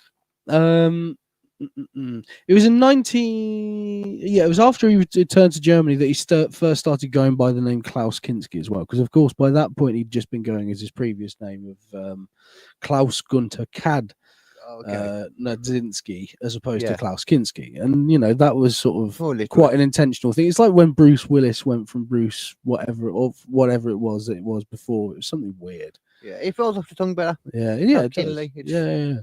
I get it. In 1946, he was hired by renowned theatre. So yeah. And you told me the Actor Guild as well. Maybe their version had the same thing where there could only be one of each at a time. It was already I think there was probably something like that to do with it, because they always have like the credits be two names, so you can't have two people with exactly the same two names. So it made so much sense when you said it. I was like, yeah. That's why Harrison Ford had to change his name. Because I can't remember what his original name was, but it was literally someone who already had the name. Oh no, it wasn't even that. I think it was someone else had to change their name to Harrison Ford, and then they died. But Harrison Ford's name had been taken, so he switched to Harrison Ford. It's really weird. It's really weird. You can only have one alive at a time. So the minute someone dies, you can now have that a name as an actor. It's weird. Right. It might be like Harrison something Ford. Yeah. Yeah, exactly that. Yeah. So. You can only have one RFK at a time, which is why that is the reason the RFK died. No, not the. He's the one who doesn't want the files released, really. Yeah. I was trying to think. His infamy was elevated by a number of eccentric and creative endeavors, including a one-man show based on the life of Jesus Christ, as I mentioned, and a biopic. That's supposed to be based on the life of Jesus Christ. Yeah. Oh yeah, a biopic, like a retelling or something. Like it's really weird apparently. Okay. So a biopic of violinist Niccolo Pagini or Pagini. Nickelodeon, yeah. Paganini. Directed by starring himself and over 20 spoken word albums. 20 spoken word albums this guy produced. Wow. That's more than William Shatner, and that's saying something. That guy's done a lot of spoken word albums. God, it's saying something. It's a spoken word album. So anyway, During the 1960s and 1970s, he appeared in various European exploitation films, as well as more acclaimed works such as Dr. Zhivago in 1965, in which he appeared as a prisoner on his way to the Gulag. He relocated to Italy during the late 1960s and found roles in numerous spaghetti westerns, and then finally getting a starring role as Wilfred Bowes in Operation Thunderbolt, based on the events of the Entebbe raid, which was in 1976 an Israeli counter-terrorist mission in Uganda. It was launched in response to the hijacking of an international civilian passenger flight, and they did the movie based on the events, basically.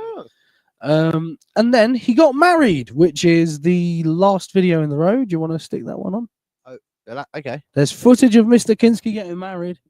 So yes, sir. Because by this point he was sort of notorious enough because he had, these were the bit parts that I was talking about earlier. Yeah. You know, so this is sort of the part of his career, and people were like paying attention to him a bit. It's kind of crazy then that the bit parts were all in like America and that then, for the sounds of it. Like, well, it's because he was in Spain during spaghetti western times, you know. Spain, okay. Or Italy, sorry, during spaghetti western times, and that's where they filmed all that shit. Oh, and like they dubbed over everyone's voices anyway, so no one gave a crap. That makes a lot of sense then. And it also makes sense that he started doing more when he went back to Germany, from the sounds of it. I need to change this down again. Because at that point he's like international. He's worked in Italy and he's in American films. Like, you know, people are paying attention. Without realizing how crazy. Ein exzentrischer Schauspieler und Rezitator machte Hochzeit in Rom, Klaus Kinski. Noch vor der Trauungszeremonie ließ Kinski. Ein exzentrischer Schauspieler und Rezitator machte Hochzeit in Rom, Klaus Kinski. Noch vor der Trauungszeremonie ließ Kinski keinen Zweifel, wie sehr er darauf brannte, mit seiner dritten Frau bekannt zu sein. Als der Standesbeamte die Würde des amtlichen Aktes beschwor, protestierte Kinski, dies sei seine Hochzeit. Der Standesbeamte, ein pensionierter General, besänftigte den sensiblen Mimen, der seine Bedeutung für die Welt schonte. Ein beschwor, protestierte Kinski, dies sei seine Hochzeit. Der Standesbeamte, ein pensionierter General, besänftigte den sensiblen Mimen, der seine Bedeutung für die Welt schon vor der Trauung in einem Satz zusammenfasste. Der Einzige, vor dem ich bescheiden sein kann, bin ich selbst. Yeah, they were happily married, and then they got, they wiped their head on some poop on the statue. That sounds right, yeah. I think that might have been what he was angry about when he got the poop on the statue. I missed it because I didn't realize I needed to translate at that point. But I think they were talking about it afterwards. This is why he was so angry. Yeah, did you see the poop on that statue? Oh my god, it was horrible. It was green. That was like it had been there for a while. 50s poop as well. Full of coal tar. Full of what? Coal tar. Coal tar. Coal tar. The tar that comes off coal. Oh, that's what it's full of. So anyway, it's around about this time that he begins to work with Herzog. So Kinski's work with Werner Herzog brought him to international recognition. Working relationships between the two were contentious, to say the best. Herzog had threatened on occasion to murder Kinski. In one incident, Kinski was said to have been saved by his dog, who attacked Herzog as he crept up to supposedly burn down the actor's house.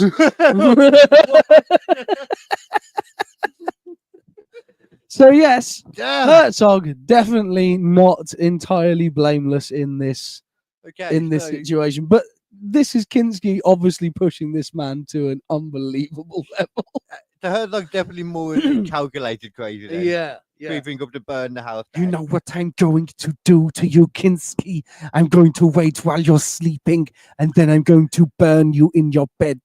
And then when I do, I'm going to film it and turn it into a documentary.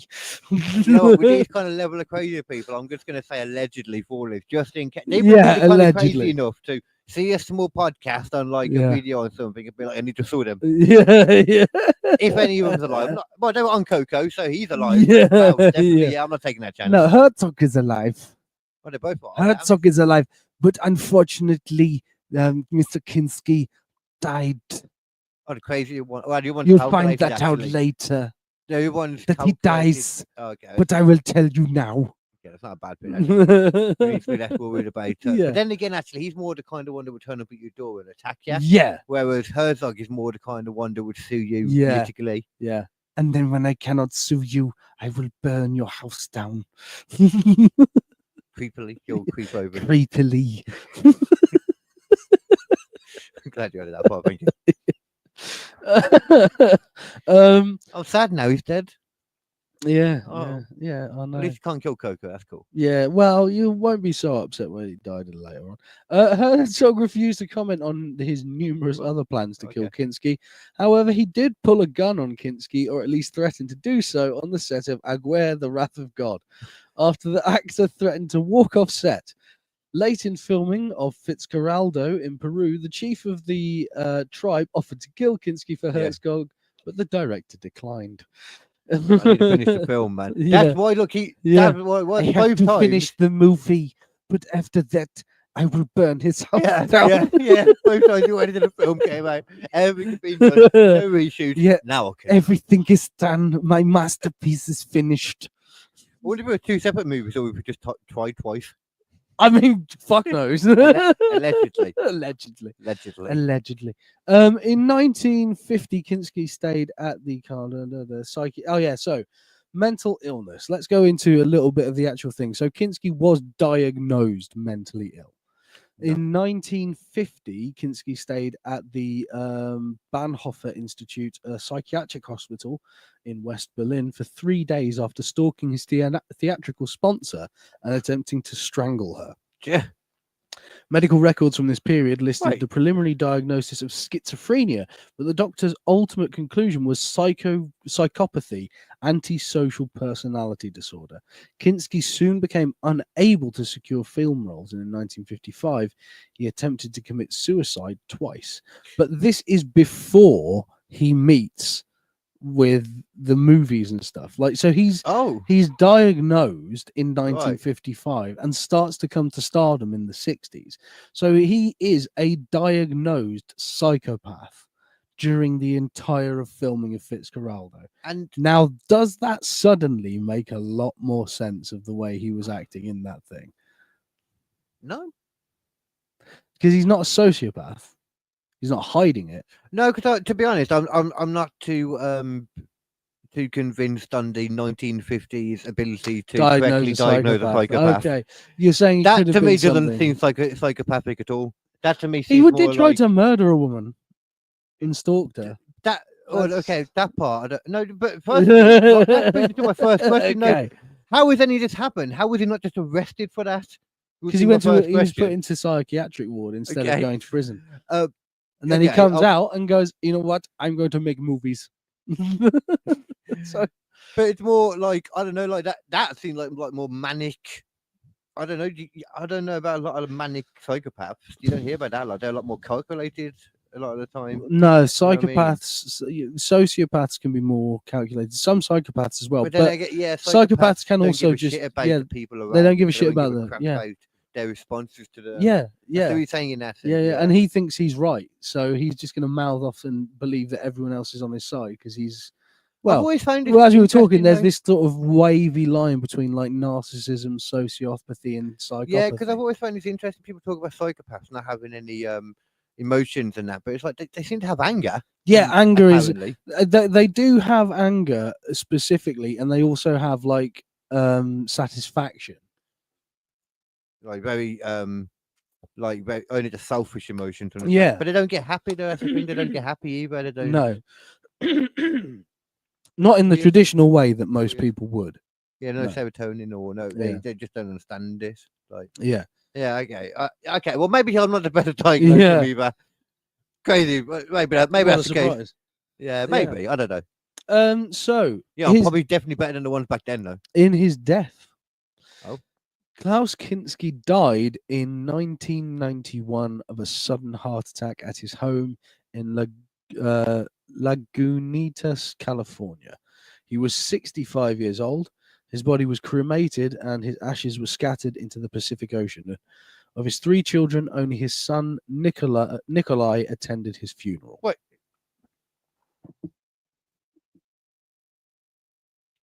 How? What do you mean? But how? But how? He died in 1991. Klaus Kinski? Yeah. He did all of these movies up until literally 1989. He was working. The year afterwards, dies of a heart attack at the age of 65. Have I seen him on the Coco That's podcast? Werner Herzog. Oh, yeah. That's him talking about Klaus Kinski. That's him talking about Klaus Kinski. Oh, it's been like, what the fuck? Yeah, no. His son? No. That's them talking about Klaus That is Kinski. very badly fucking advertised. Yeah, it is. Yeah. That, as far as I'm concerned, I'm looking at that and they're saying This is Klaus Kinski. It's not. No. But so many people out there right now think that Werner Herzog is Klaus Kinski. Yeah. From that, I never clicked on it. However, do you want to know why only his son Nikolai attended his funeral? Oh, did he do? Well, he did some bad stuff. He got it right in one. He got it right. He did some touching. Posthumously, he was accused of physically and sexually abusing his daughter Paula Kinski. In her autobiography in 2013, 20 years after her father's death, Kinski released an autobiography, The Mouth of a Child, in 2013. Oh. The book's title refers to the original title of her father's memoirs, Need is Love, German Ich bin so wild will nach denim. Literally, I am so wild about you, strawberry mouth. Jesus Christ. Okay. Can I just say as well, when you said this earlier and Yeah. you mentioned that, you said something about like you won't be happy. I was like, Yeah. oh, okay, he did something where Yeah, he was a It's always he was that. a PDF one. And then Yeah. I looked and I thought, wait, Conan was interviewing him. Yeah. No, He can't be yeah. then. He can't be Yeah. that. So what could he do Yeah. that would make me really not like him, And but yeah. still allow Conan? And to there's you not interview him? realizing that the And I whole was like, time what is he? you are looking at Werner Herzog. I thought the whole time maybe it was just some like he killed some people and it was never like proved. Yeah. Maybe like in the fact you could have OJ on your podcast if you would Yeah, like. no. This is just straight up Peter. Oh. So she describes being sexually assaulted by her father throughout childhood from ages 5 to 19, while her mother claimed not to have noticed. Oh yeah. That's always how it goes. He gave her expensive gifts, dressed her in the most beautiful clothes, flattered her with passionate compliments. Little Paula was always my princess, my baby doll, my darling child, whom Kinski insisted he couldn't live a minute without. If they were apart, he might call her a dozen times a day. Commenting on the autobiography, her younger sister, Nadia, said, my sister is a heroine because she has freed her heart, her soul, and also her future from the weight of the secret. So it seems like something that was sort of not entirely known, but suspected by other members of the family. Obviously not a great man. As we've seen, he goes off the handle at the slightest provocation. Yeah, you'd normally say something like, because it was not mentioned until after he died already. Yeah. Yeah, so I'd normally say like, well, was that true though, or she just trying to? But then I'm like, Yeah. well, none of his family came to his funeral. No, apart from his son. He like stalked and like tried to strangle some woman.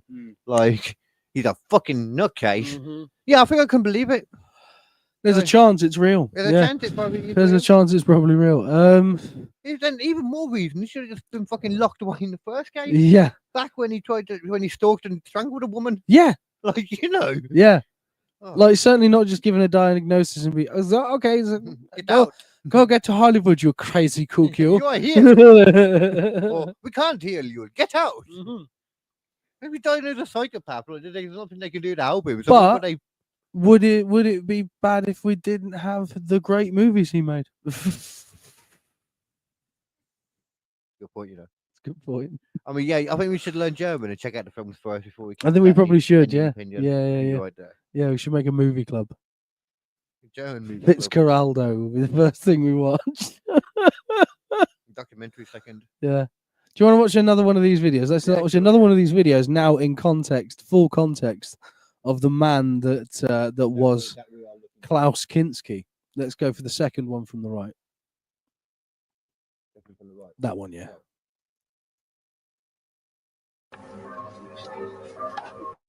So this is during an interview. He just goes mental. Klaus Kinski ließ sich von Kameramann Wolfgang Letsch das Filmen erklären und drehte in eigener Regie sich von traf sich am frühen Sonntagmorgen. Klaus Kinski ließ sich von Kameramann Wolfgang Letsch das Filmen erklären und drehte in eigener Regie bei bester Laune seine Frau. Dann kam das Interview. Kinski, Sie gehen auf Tournee mit einem etwas ausgefallenen Titel. Wäre es möglich, dass Sie erst etwas so wie eine Kostprobe geben von Ihrem Programm? Nee, das kann ich nicht. Aber ich weiß nicht, was Sie mit ausgefallenem Titel meinen. Ja, erzählen Sie selbst drüber. Was soll ich da erzählen? Wieso ist der Titel ausgefallen? Weil der Titel keinem eingefallen ist. Ja, das ist der Titel heißt Jesus Christus. Warum ist es ausgefallen? Ja, Klaus Kinski in der Verbindung würde ich schon als ausgefallen bezeichnen. Wieso? So that Jesus Christ. Haben What Sie was the es title of that nie again? gehört? Nee. I can't remember. Ja, gehört, aber wieso meinen Sie, es ist ausgefallen? Da können wir uns nicht an das Wort ausgefallen. Sie sind immer der negative Held gewesen. Jesus Christus. Ich war nie ein Held und war auch nie negativ. Hab Scheißfilme gedreht und das ist alles Bessere, Schlechtere. Also, ich kann mit den ganzen Worten nichts anfangen. Ich weiß auch gar nicht, was ich darauf antworten soll. Weil, wenn man mich zum Beispiel fragen würde, warum ich, oder wie Sie sagen, gerade ich, oder ausgerechnet ich, das Neue Testament mache, das heißt in der Form, wie ich es sehe, was ja mit dem ursprünglichen Neuen Testament wahrscheinlich nicht sehr viel zu tun hat, jedenfalls mit der Auslegung davon nicht, dann kann ich Ihnen nur antworten mit einem Satz aus dem Neuen Testament, wenn Jesus sagt, selbst Prostituierte und Zuchthäusler sind besser als irgendein gerechter Frommer, der nicht verzeihen kann zum Beispiel. Also ich habe noch keinen Menschen umgebracht zum Beispiel, sondern nur, wie Sie selber eben gesagt haben. Let's pause it. Also negative Filme gedreht, oder weiß nicht, wie Sie sich ausgedrückt haben. Das heißt also, ich habe Filme gedreht. Also Didn't kill anyone. Sure as fuck tried. sure as fuck tried. Documented. Definitely tried. Well, he tried to do something with her anyway. Yeah. Maybe he didn't try and kill her, but he was going to do something. He was planning on something. Yep. Not good either way. Nope. Not good. He looks like, I understand what they were saying, like, if he's been cast as villains or in negative roles, because he looks like a villain. Just his look and stuff. He has the look of a fucking Nazi. Yeah. officer. Oh, yeah, yeah. To be in Indiana Jones. Yeah. Oh, 100%. Yeah. He could have been. You can one of the see why top Spielberg Nazis. wanted him to be in it. Yeah, he could have been a top. But he was like, no, it is stupid pig shit. It probably would have been like, one of the best paydays he'd have ever had. Oh yeah, Or maybe but not payday, but he's like not international interested. audience. He's not interested in money. He's interested in power, isn't he? And let's Give face him more facts. power, sure. What he was doing on that set was a power move. It was a power move to be like, I am the most important person on this set. The movie's about me, so you're going to do what I say. Because if you don't, you can't make the movie. Yeah, And that's what he wants. That's what he's getting out of that. Well, especially being in a place where the people can't leave. Yeah. Like this thing where they go. We're in the middle of fucking Peru. Where are Yeah. you gonna go, bitch? To reenacting a fucking stupid ass journey. Yeah. So dumb. Yeah. So You know this thing that nearly killed the people who tried to do it? We should do that and film it. I'm sure they had a lot more preparations. They had like diggers and shit. Yeah, so they probably, could get yeah. through the journey much easier. Yeah, but and reshape everything to the point that it doesn't look like the place that it is. Couldn't I? you'd think. That one. Yeah. So realistically, like, oh well, if it doesn't look like the place that we were supposed to be going for anymore, maybe we could just do it anywhere then. Yeah. But also you can see he's got this vibe about him that he's better than the people around him. That he's yeah, 100%. that he feels like he shouldn't have to do any of this shit because he's above it. Yeah, yeah. You know? Yeah. Well, I mean, he might like the publicity of this, for example. Yeah. On camera being interviewed, like I said, he was in a good mood. But then as soon as he insulted a tiny part, not even insulted, but he took it as an insult. Yeah. Questioned the title of the thing. He was like straight away, like, "What do you mean? What do you mean by that? Curious. Why do you say curious? Yeah, you couldn't let it Curious go, man. title. I feel like it will come back. Yeah. It'll come back. Yeah. He ain't gonna drop it. No. Should we skip forward a little bit, or do you just want to keep watching from where we are? I don't mind. Let's have a little watch. Okay. I've gone the wrong way. That's why. Okay. Ja. Was soll das für eine Konsequenz ergeben? Was verstehe nicht, sagen, warum Sie er mich haben deswegen eben fragt, gesagt, warum Sie ich haben- nicht. Ich habe eben was anderes gemacht vorher. Na und? Ja. Und wer sagt Ihnen denn nicht, dass ich mein ganzes Leben lang nicht vielleicht das andere machen sollte, was ich jetzt mache? Ja, ich persönlich habe nichts Nein, dagegen. nein, es geht ja auch nicht gegen Sie, sondern Aber ich möchte Ihnen die eine völlig Frage, das sinnlosen Thema Fragen. ist ja... Hauptsache, dass ich es mache, nicht? Ist ja ganz egal, wer es macht. Hauptsache, das macht einer, nicht? Und es machen ja heute, Gott sei Dank, hoffentlich immer mehr, nicht? Ja, die Jesus-Bewegung. Und ich habe wahrscheinlich erkannt, dass meine Kraft, die ich habe, die einfach nur bis jetzt verplempert worden ist, nicht? Durch irgendwelche stumpfsinnigen Produzenten, für die ich schwachsinnige Filme gedreht habe. Das ist alles, nicht? Also was will man von mir? Ich habe nur endlich, Gott sei Dank, man kann sagen, es ist Zeit geworden, endlich kapiert, dass ich das machen muss und nicht was anderes. Das heißt, die Idee ist gar nicht so neu. Was wollen Sie denn damit erreichen? Tun Sie es für sich? Was heißt für mich? Ich tue es für mich, für Sie, für alle.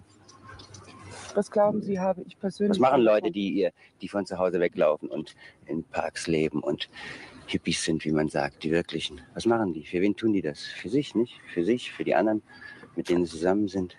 Für das, was sie erkannt haben, tun sie es, nicht? Was haben Sie konkret erkannt? Dass man so nicht weiterleben kann. Was andere auch erkannt haben, schon seit langer Zeit, seit Jahrhunderten.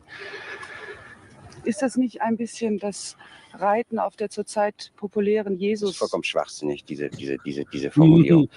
Weil erstens habe ich die Idee vor 20 Jahren gehabt, Neue Testament zu machen. Das ist keine Idee, die ich geboren habe.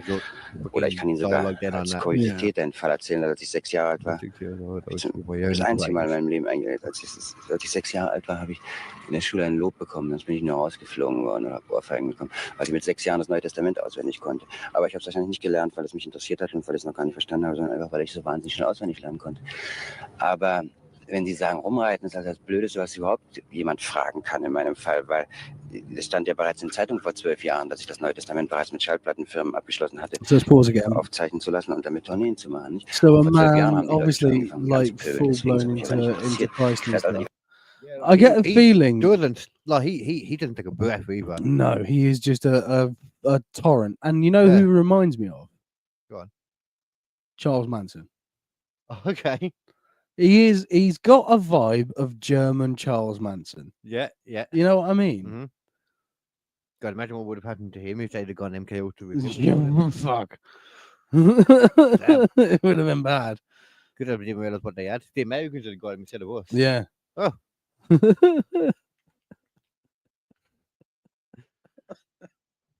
One more on then, did you say? I don't know. I mean, let's skip. What the hell are you going on about anymore? Let's skip further forward because again, it's just nonsense. Where to? Just to there. Okay. Because at this point he's giving up entirely on the. Man könnte die ganzen Menschen, alle Menschen auf der Welt fragen, die davon eine Ahnung haben. Nehmen Sie nur einen einzigen Fall. Einen einzigen Fall unter Millionen Fällen. Also nehmen Sie. He's taking breath now, yeah. Wie heißt der? I don't think anymore. Wie heißt der denn? Überlegen Sie, darf ich Ihre Frau inzwischen was fragen, Madame? Ja, Sie müssen mich dauernd unterbrechen und mich fragen. Wollen Sie, dass ich Ihnen antworte oder nicht? Was heißt überlegen? Bin ich blöd? Ich will antworten. Fragen ziemlich sinnlos sind nicht meine Antworten. Verstehen Sie? Sie können das auch genauso senden, wie ich es jetzt im Augenblick sage. I think your questions are meaningless, not my answers. Also dann lassen Sie mich ausreden, sonst fragen Sie mich gar nicht, sonst gehe ich nach Hause, nicht? Ja, bitte. Das Wort gehört Ihnen. I was thinking, why is she interrupting him? Man? Like, if you want to interview, like, ain't gonna go well. Ich kann nicht ununterbrochen sehen. Sie fragen mich zum Beispiel vollkommen stumpfsinnige Sachen und wissen nicht, dass Ihre ganze Fragerei, das ist da schon, dass Sie eigentlich die Antwort, die Sie von mir wollen, sich selber geben müssten. Sie fragen mich zum Beispiel, warum ich das Neue Testament mache. Das kann doch überhaupt nur jemand fragen, der entweder vollkommen ahnungslos ist oder jemand, der also bösartig ist. Sie halten mich für bösartig. Nein, ich sage, das kann nur, wie kann man mich fragen, ob ich das Neue Testament mache? Das können doch nur Idioten fragen für meine Begriffe. Warum? Haben Sie nicht den Beweis dafür, dass in Amerika oder Gott sei Dank heute oder auf der ganzen Welt schon Millionen und Abermillionen von Menschen das wollen? Wie können Sie mich das fragen? Nur um wieder mich dazu zu benutzen, zu fragen, also warum ausgerechnet er und war man oder weswegen haben Sie den Auftrag, ein Interview mit mir zu machen zum Beispiel? Weswegen? Weswegen? Weil Sie das interessiert, dass ich das Programm mache oder weil Sie irgendwelche Kuriositäten herausfinden wollen? Gehört das jetzt zu den berühmten... Das gehört zu allem. Das gehört zu allem. Oder hauen Sie mit Ihren Kameras ab, Sie interessieren mir einen Dreck. Wenn Sie nicht fähig sind, Ihre richtigen Fragen zu stellen und mir nicht zuhören können, was ich sage, dann ich weiß genau, wovon ich rede, dann lassen Sie das ganze Interview sein. Und da Sie doch an sich doch auch nur angestellt sind von Ihrer eigenen Firma, haben Sie überhaupt kein Recht, mir den Mund zu fahren. Haben Sie es verstanden oder nicht? Ich spreche nicht, weil ich Interview für Millionen von Menschen und nicht für Sie. The thing is, he's acting like she's still interrupting him, but she hasn't said a word in like this entire tirade. Oh yeah, because even now I forgot that also his the other woman he's talking to his wife. Yeah. I forgot about that. So yeah, he hasn't said anything either. Und provoziert mich einfach, weil er in irgendeinem Laden zu machen. Gehen Sie doch hin in Deutschland und hören Sie an, was ich sage. Dann brauchen Sie keine blöden Fragen mehr zu stellen. Ich bin 45 Jahre alt und von einer Analphabete muss ich mir so einen Quatsch erzählen lassen. From such an illiterate. Wow. Damn. Yeah. I mean, it's a good job you told me he was a pedo, because I would have been like, I like him now. Obviously, I don't now, but yeah. Fucking hell. It colours it from like funny to like this guy's actually there's something wrong here. You know?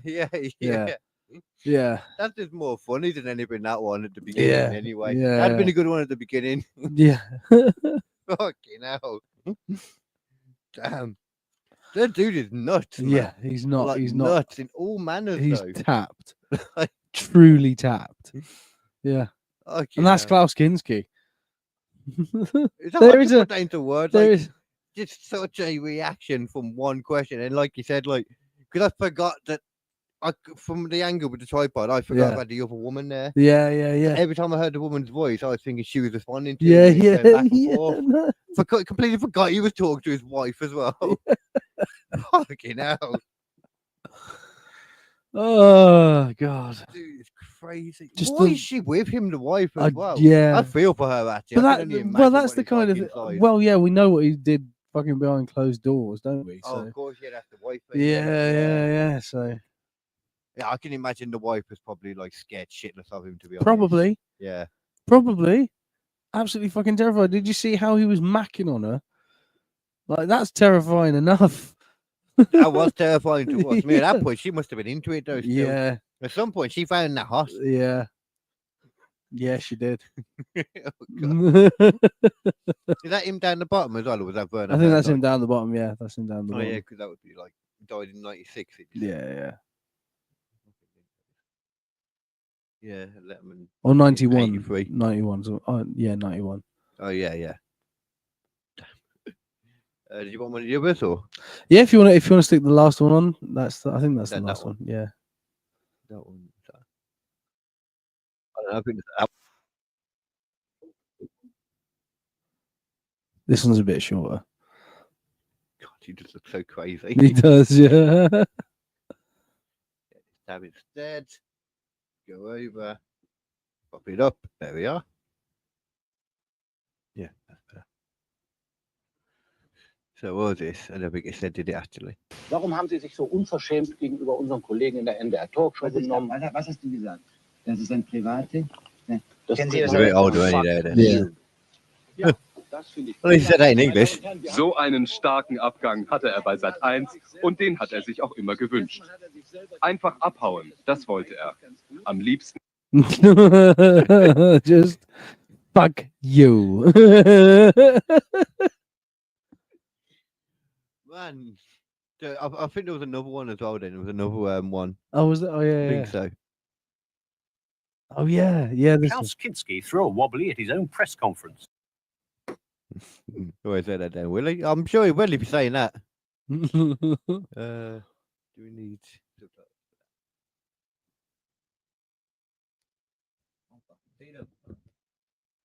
Oh, it doesn't have them.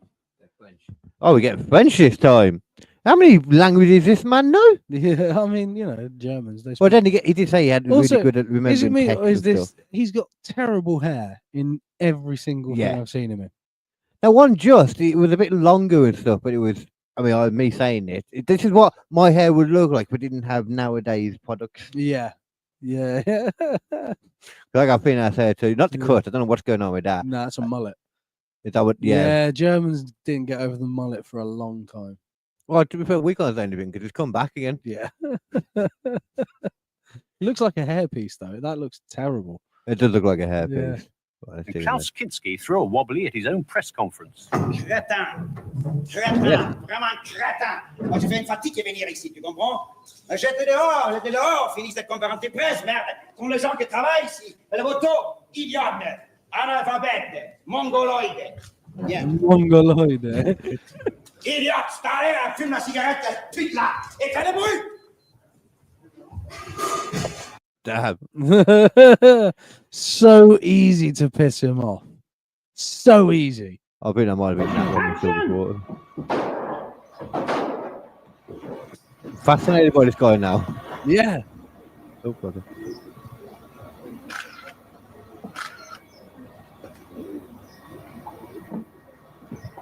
I forgot the camera was on him. I thought I seen Jenny just scared of him. Yeah. And I'm like, Klaus Kinski. Für das Publikum scheint eine Action-Szene immer viel weniger schwierig zum Spielen. Could you even get angry though?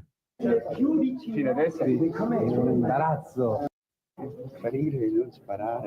want to see that he's smiling. I don't want to even see that. I don't want to see happy Kinski. I like to assume he's just always unhappy now. He deserves to be. Like, you know.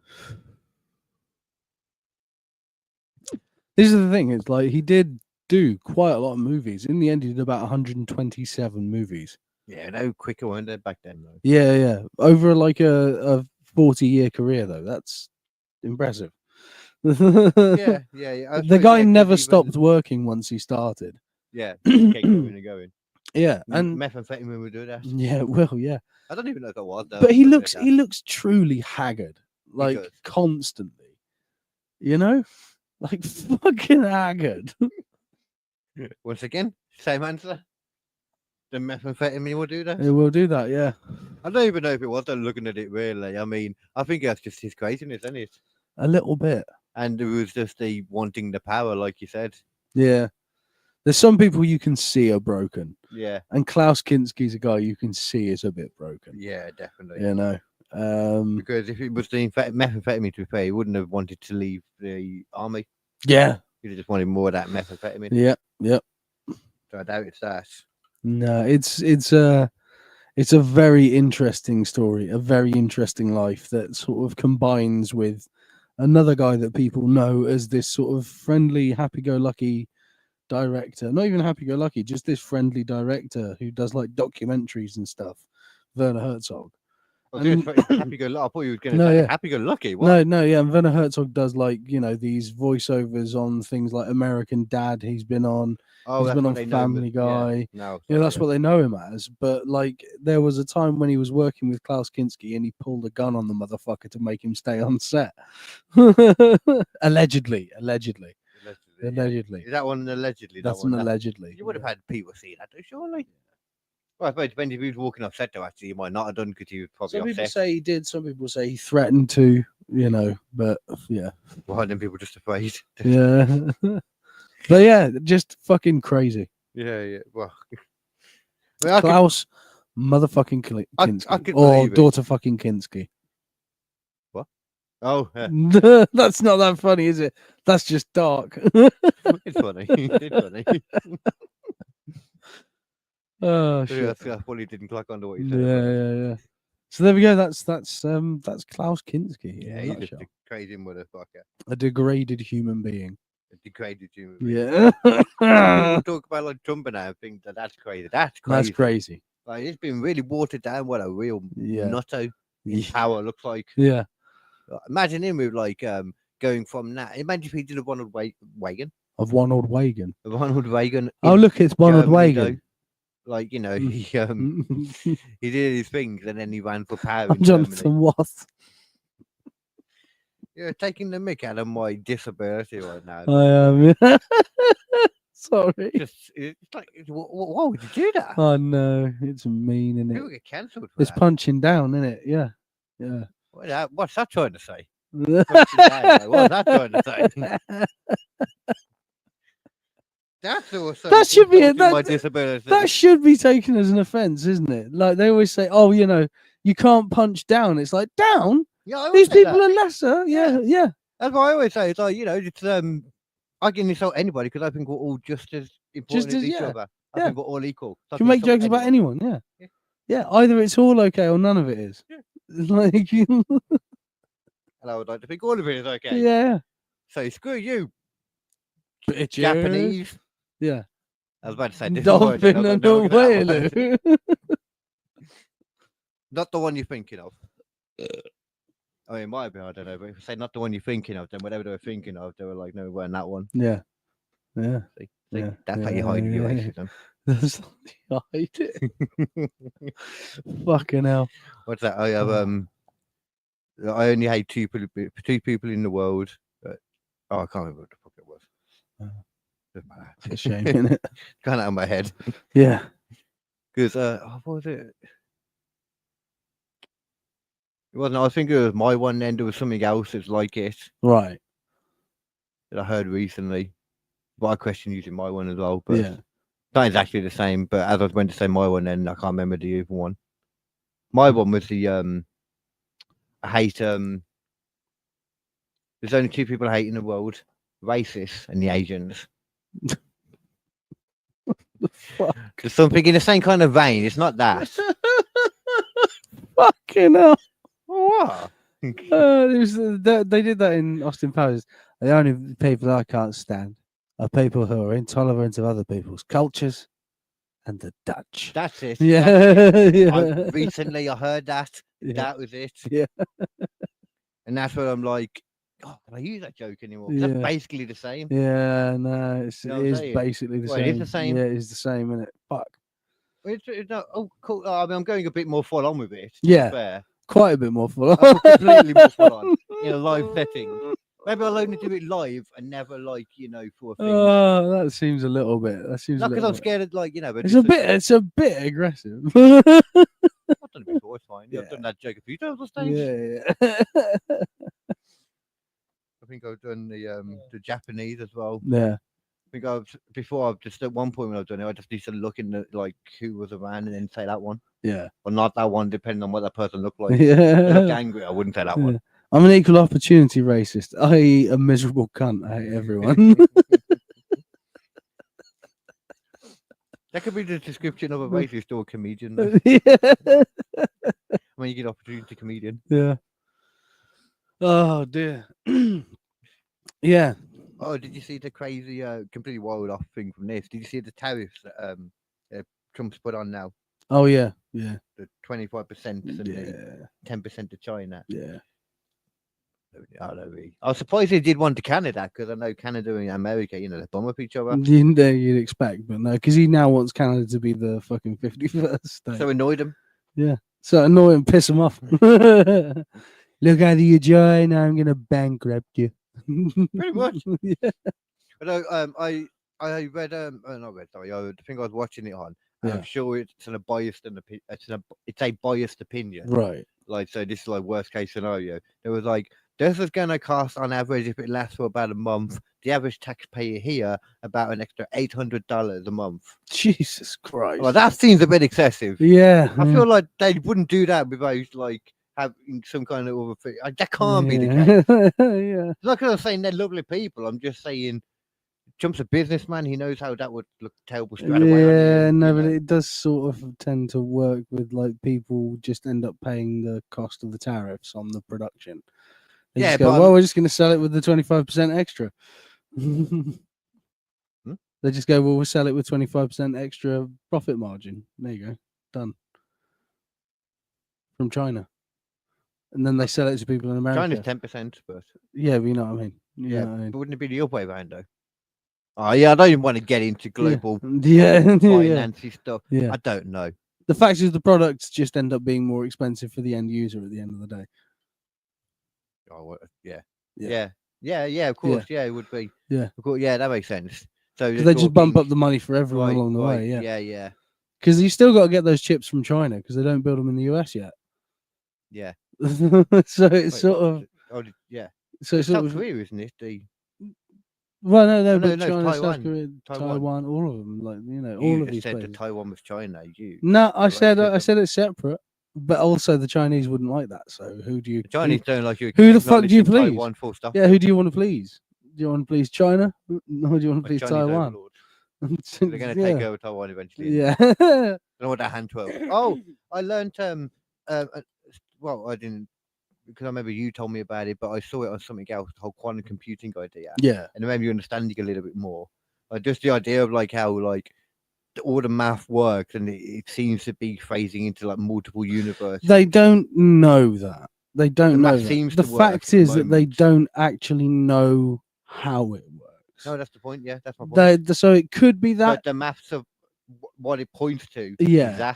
That's the nearest thing that they can understand from what it points to. It could be that. It could also be that it's actively doing all of the calculations at once and finding the one outcome that works naturally, like a thinking brain. That would be ridiculous, though, from the amount of time that it's like.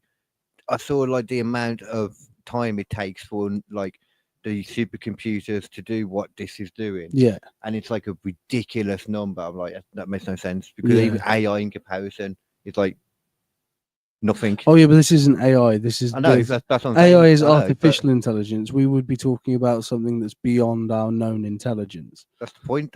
But this is like just looking at it though. Just understanding like seeing sciencey people talking about it. That's the nearest like understanding that they can see. From this. Yeah. Like as far as that's a theory, and it would work as a theory. It's all a theory. I mean, they have no idea. Yeah.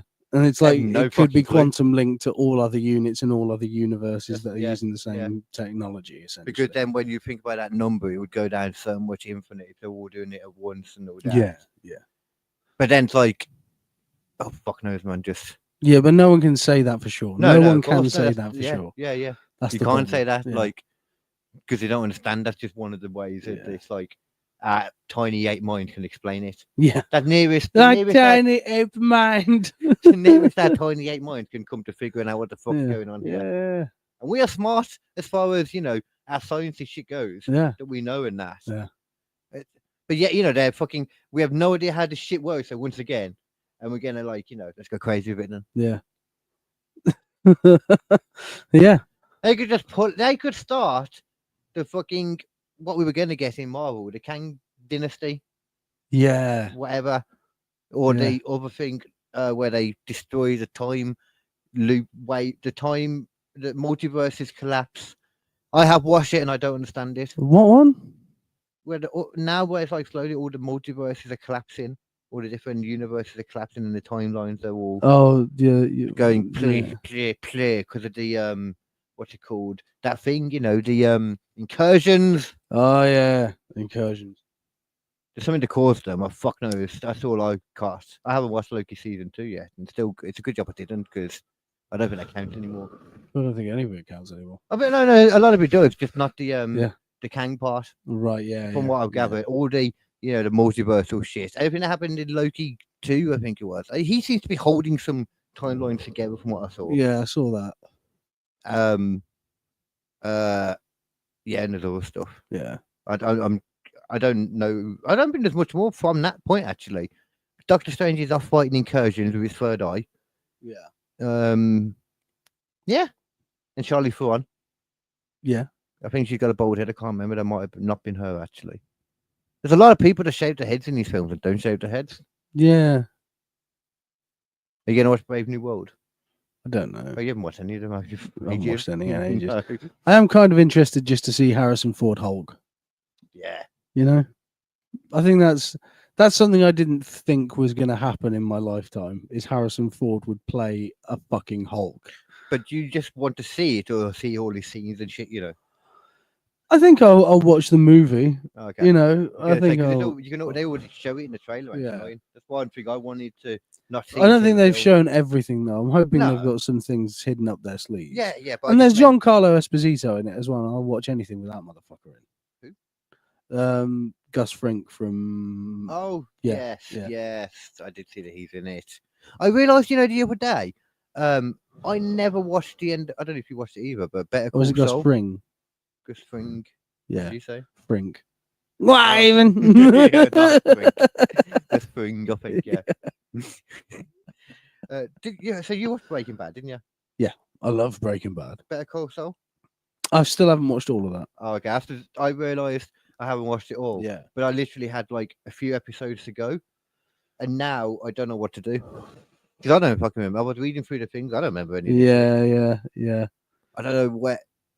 I don't know what to do. Yeah. You know where to go from. Because then what you got to do you start all again from the start? Do you No, just I can't pick do that. That's a long way to go, isn't it? I remember enough of it. I remember Yeah. it way past like the whole court case, finding the battery in his pocket thing. Oh, I haven't got that far.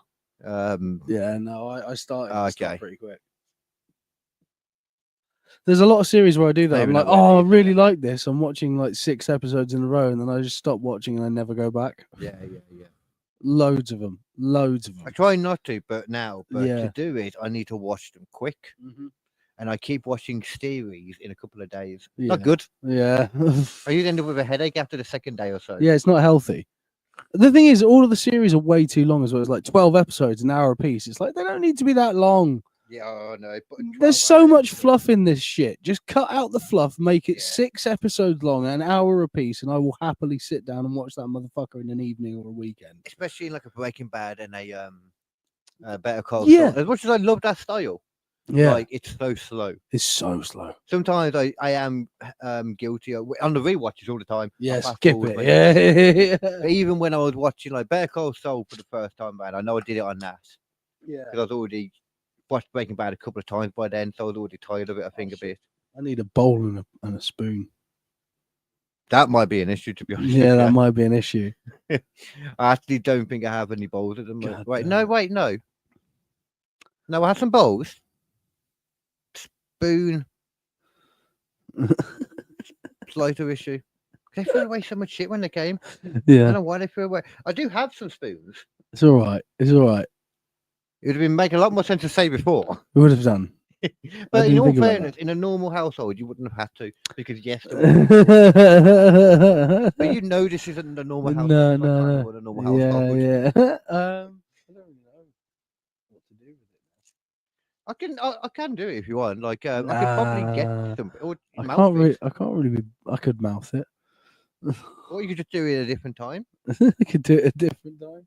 To be fair, I forgot about that. I would have said to have done it at the beginning. If I Yeah. remembered. I completely forgot, to be honest. Yeah. Well, there's an idea I've got. I could do it separately. I could just film it separate and bring it in on the next one, and we can just discuss it. Oh, what? The Yeah. Then I can't serve it to you like a waiter. Though. Yeah, that's true. If you was going to say about doing that, like so we do Yeah. it in the room even when we've got more space. Yeah. That might be a better idea. If we're going to do, we must do it properly. Yeah. Yeah. Where's the carers actually? I'll be back in a moment. Yeah, I heard. Too early. Well, then, if we're not doing that, I'm going to open the butt kist and enjoy some.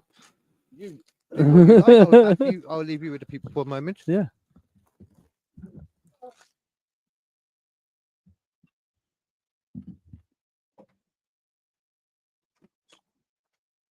So yeah, nice to see you guys.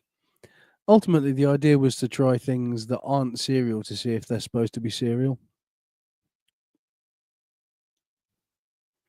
Now I say it out loud, it seems really dumb, but I think it's fun to do. Yeah.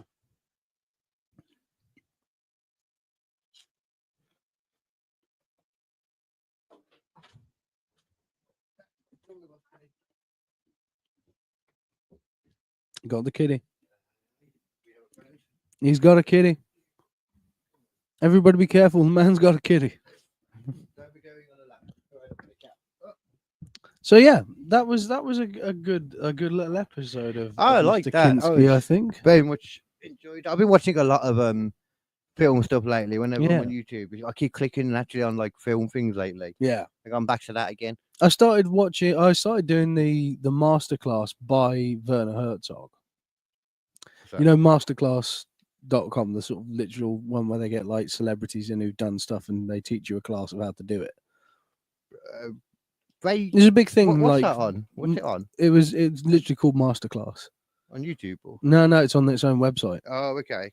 Yeah. And like, you've got to get a subscription to go there and stuff. It was big during the pandemic because everyone was like, into that shit. Yeah, you know what? I think I might have seen little clips in that on YouTube that they put out to get people to go on. Exactly, yeah, that kind of thing. And like, these masterclasses are sort of, you can buy one or you can buy a subscription to open all of them up, right? Yeah. And I was doing the Werner Herzog one, and I still own it. I do intend to finish it at one point. It's just basically like a crash course.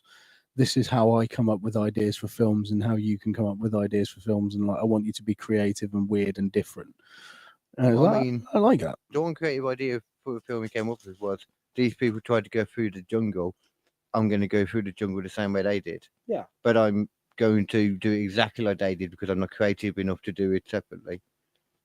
Yeah, we definitely listen to him for creative ideas.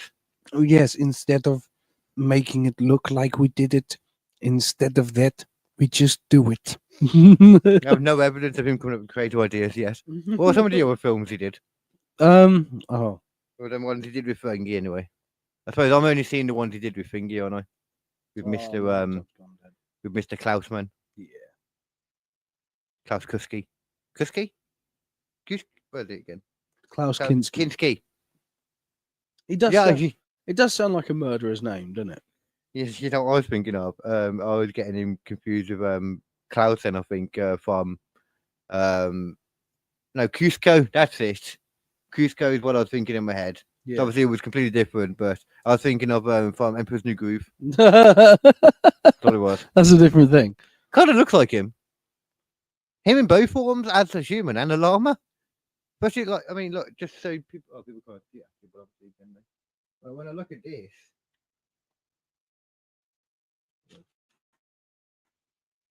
I can't even do it. You know what he looks like. The face I'm seeing right now, he looks like a llama. That one.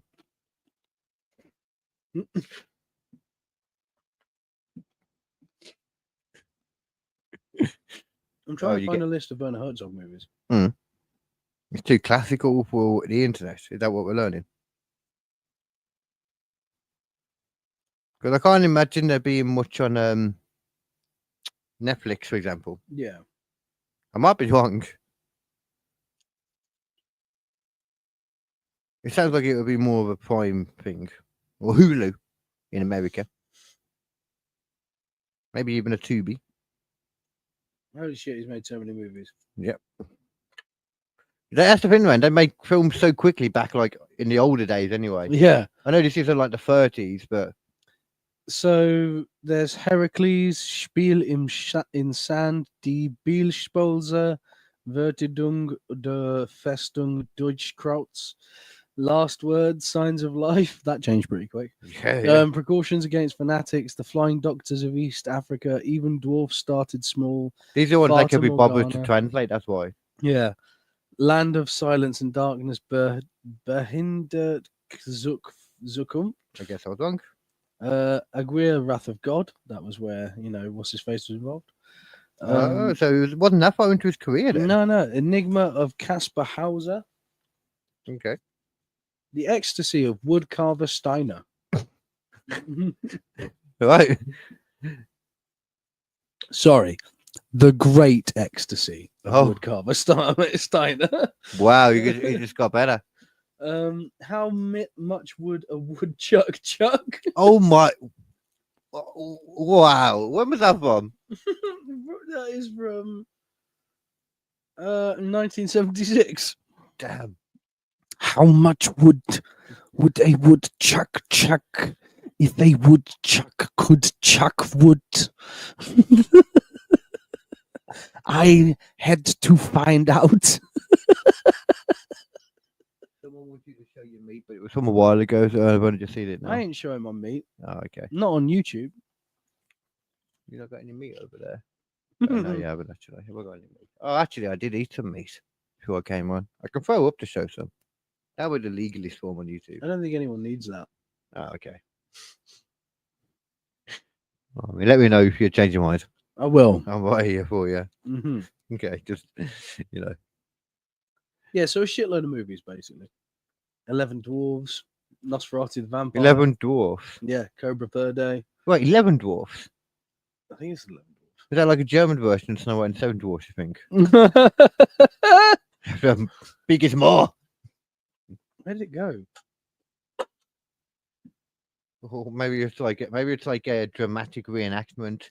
He also had like a dwarf version of Klaus Kinski that he would work with, you see.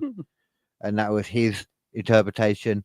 Much like Klaus did Jesus, Christ something. This little dude did 11 Dwarfs. His telling of Snow White and the Seven Dwarfs, wherein that the Snow White, there's the Seven Dwarfs, there's the Prince, a few other workers, all these lot. And basically what happens is they're all there doing food, and one of them dares to ask them to do something for them, to be there. I forgot. He did Grizzly Man. Okay. But also in this... You must remember Grizzly Man. I don't. You interrupted my... Sorry. I wanted to let you know that the dwarfs cut all their kneecaps and that's why they're dwarves. Yeah, cut them legs off. Yeah. You ruined it. Stumpy. Ruined it. Oh, no. Hand me your thing. Yeah, now I have no idea what Grizzly Man is. It sounds to me like...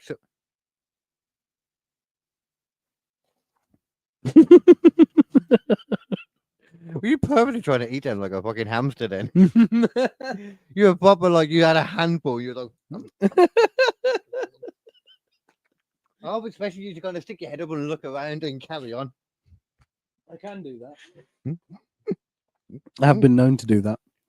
God, I hope that came through on the camera properly, because I'm going to take that part out. I'm going to enlarge it. I hope to God that's not hidden behind a pole. You might get lucky. You might get lucky. That's why I need to get some form of... Get lucky. We need to find that space to put that second arm. How did that work? And it will do over here. Oh, well, yeah. I think if there was space, it would do. Okay, that's why. If there was space, it would do. If it would do, there was space. I look at many things and I thought, that would work if there was space to get in there. Would work if there was space. But my usual issue, there isn't. No space. No space for woodcock. It is amazing that there's certain people like... I don't even know where I was going to go with that. Grizzly Man, yes. Grizzly Man, yeah, what was that? Grizzly Man is a documentary that Werner Herzog made about a guy who went and lived with bears. Oh, well, you have that guy, yeah. Well, yeah, I've seen that. Yeah. I think I've... And there's Werner Herzog at the end listening to the audio tape of him getting mauled by the bear, and he goes, "Oh God, oh my God, this is horrible. I saw something about that. Oh, this is so terrible." Yeah, yeah. They never released it, but I don't know. You can get it somewhere. Was that? Oh yeah, you can find it somewhere. Yeah. Yeah, I think that's what I saw. It wasn't anything to do with that voice or anything, but I heard, and I thought the thing I was on about watching it on, I thought they were going to play it. So I was like getting ready to pause it because I don't want to hear that shit. I don't need to hear any of that shit ever. No, I don't want to watch people get killed. I don't want to watch people get splattered. No.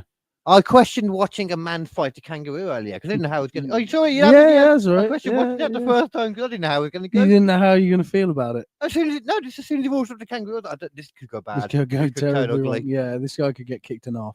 I assume not the joking nature of the video, but it's Logan Paul. Yeah, he is once again a psychopath as well. He would laugh at it, and then everybody else would be like, "Oh," and then he'd be like, "What? Oh." We should remake Fitzcarraldo with Logan Paul. What? We should remake Fitzcarraldo with Logan Paul. We specifically, Us we would have to be around him at that time. He'll want to join on. I'll make it worth his while. No, I don't want to be around him all that time. That's what I'm saying. Yeah, but do you think Werner Herzog wanted to be around Klaus Kinski all that time? Apparently, he knew him before he invited him. All right, was that the first one? Fair. Was that the first one? I don't know. You said it when you were going through. No, it wasn't. No, because that was the... What was the name of that one? It was the Jesus thing, wasn't there? I don't know. It doesn't matter. They're recording him as Jesus. Was that what it was? I think that was it. Yeah. Oh, okay. Yeah. Yeah, but that's one man stuff, isn't it? Yeah. Oh, then he definitely knew him anyway. Then after all that, he did loads of one man. He also met him he met him when he was like 13 in a boarding school. Yeah. Oh yeah. Oh, I suppose he looked up to him still, didn't he? That's why I asked at the time. I look up to him like a father. Well, don't about that, but like a big titty man. How old was Klaus when he was in roughly? Do you remember what age that was? when he was in there? Fucking, I don't know. I can't remember. Okay. Jeff Scissors. I do. Why? I'm going to do this. I'm going to shotty him. I'm going to shotty him. You're going to shotty him? Yeah. I'm going to turn it into a tiny little cereal bucket. Oh. Where's the... I know I do, but they're in here. They've probably been used, or well, I say they're definitely around. Dick Sponge. Dick Sponge. Look at extra pair. That's why I've had 2 pairs around lately as well. Yeah. I don't understand why I can't see one of them. Oh no.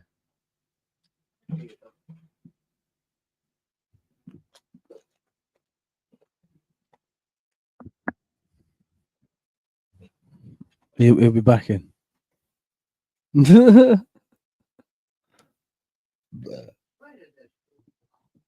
Are you sure that? No.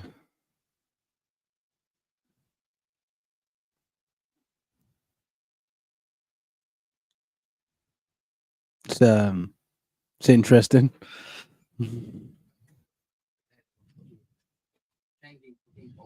Yeah. No, God. That's exactly what you want. Right, okay. I'm just going to chop the top off. Same person who walked into somebody's bedridden earlier and said, "Oh, it's lovely weather out there you're missing." Like, what a lovely thing to say. that's so... you know what I'm saying? Right, let's try if these things are good as cereal. Things that are not cereal that should be cereal. Should it be cereal? Well, whether should they be cereal? It should be cereal. Should it be cereal, Carl? He gave me this idea and it was like, yeah, we should do this. And I was like, yeah, you should do this. Yeah. I'm not doing that. Yeah, well, you don't have to do it. I'm not. Not. But should it be cereal? Thank you. Hello, Panda. Biscuits with chocolate flavor filling. They look vaguely like cereal. Let's see them. No. Yeah. Yeah. Cereal. Should it be cereal? Let's try on dry first. You said you were going to do it, so I thought last minute, I was like, oh, what can I get him to try? I got some ideas, some more. By themselves are pretty good. You trying them dry? Yeah. Trying it dry. I mean, to be fair, though, I do eat most things, and then I would, well, I'm not one of those people that mix food in their mouth. They're like, my brother, he's always done it. He will, and I just realised this as well. I'm going to have to endure a lot of this now, too, because you've got to mix it in your mouth. I'm having to listen to somebody eating. Oh, okay. That's gonna be. You sure that's liquid tight? We'll find out. Just remember, I don't give a shit about my stuff. So if you really need to spill, right. So is it good as cereal?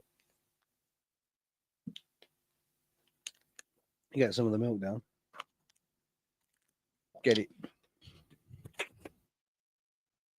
At least you got a filter with that mustache and beard combination. You got a bit of a filter, so I can get you a bib.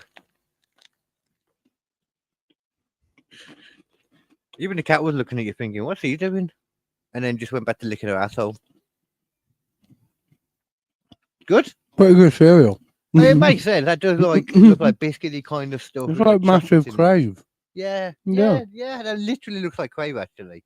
Yeah. That was a really bad example. Well, that was the beginning. No, that was the first example. So, that was the first one. Don't worry. If he hasn't got anything weird, I can sort that out. That shit should be cereal. Right. Okay, the first one, officially. Hello, Panda. The rating is, that shit should be cereal. I can't say that. That shit should be cereal. Wow, that was too many of them for me. That shit should... struggling. That shit should be cereal. I still didn't get it right, but that's good enough for me. Yeah. Butterkissed should be cereal. Toffee popcorn. Biscuit flavour. Should it be cereal? I mean, it shouldn't even be popcorn to begin with. It shouldn't be cereal. Who the fuck wants biscuit flavor? If you want biscuit flavored stuff, you know what you eat? Biscuits. So the vegans that eat meat flavored fucking tofu, just eat meat. Butterkist cereal. There you go. Say by the bad, I'm being called by the mother. Yeah. Wow.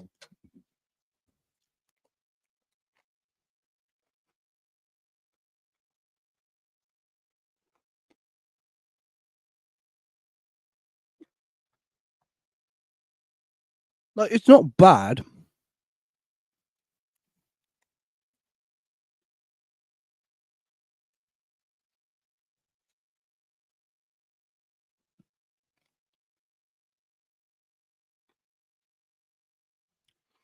But that shit falls apart way too quickly. That turns into a smudgy mess. That's like Weetabix level squeeginess. Like, you know, if you leave your Weetabix in the milk for too long, that's that texture. Like instant. It's a bit like really sugary porridge. I don't hate it, but it's bad cereal.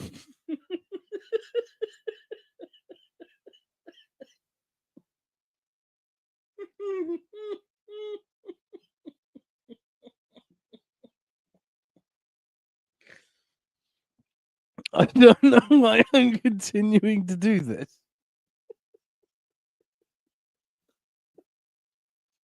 Oh God. Right. There's only one way out of this mess. That's to try the last thing.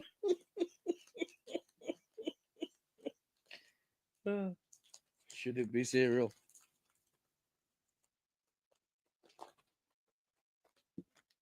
There's only one way to find out.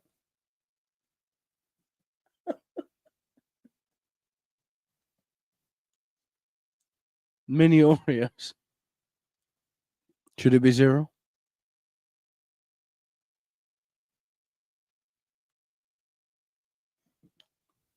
I've added the milk.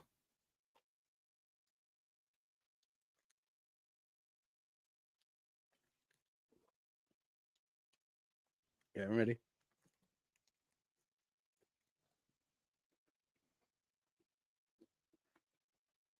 Mm.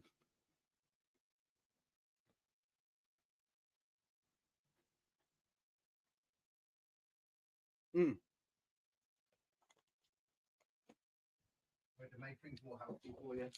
Oh, I've done it.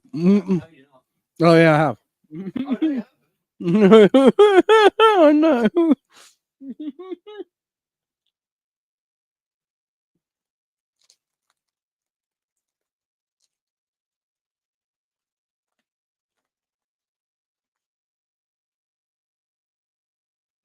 Wow. Wow.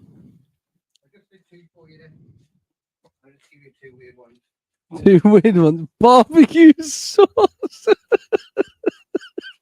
You started this game. You started this game. Should it be cereal? Now, that was the easy bit. I just think all of them weren't too bad, right? What was that? What did you have? It was Butterkist. Butterkist popcorn. Now this, I'll be honest with you, Carl. Not great cereal. Not great cereal. It's almost like they didn't prepare this stuff to be covered in milk. Weird. It's a good job I dropped the digestive then that I was going to bring in. And it leaves got biscuit flavored. It leaves bits in your mouth like popcorn always does. Like, you don't want to start your day with a shitload of popcorn in your teeth. It just doesn't work. Oh, I have so much sympathy for you.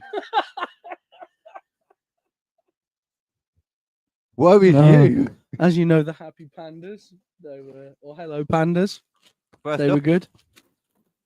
And I also tried mini Oreos.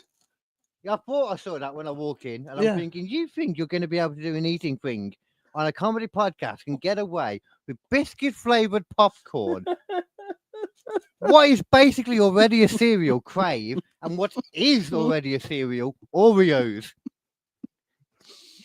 And ended on Oreos too. Would it shock you to find out that the Oreos are actually the worst of the three? Yeah, actually, to be honest. Yeah. Okay. Yeah. It's almost like they do a different thing for the cereal to Probably make true, it to be not fair, yeah, absorb that's so probably much true. milk like that. But this will probably be better than Fuck. Barbecue sauces, lettuces. Now, I think these will make a very good cereal. I think they'll make for a I think great they will. cereal. We don't want you too many, I know. We don't want too many. There you go. Oh, God. Right. Oh, Now, God. barbecue They're sauce, lettuces. they're so vinegary. Yeah, but that'll get rid of it instantly. I reserve the right not to eat this if they curdle. No. Oh. You started this. I'm like, where did you think it was going to go? Is it good cereal? Oh, farted as well, I think.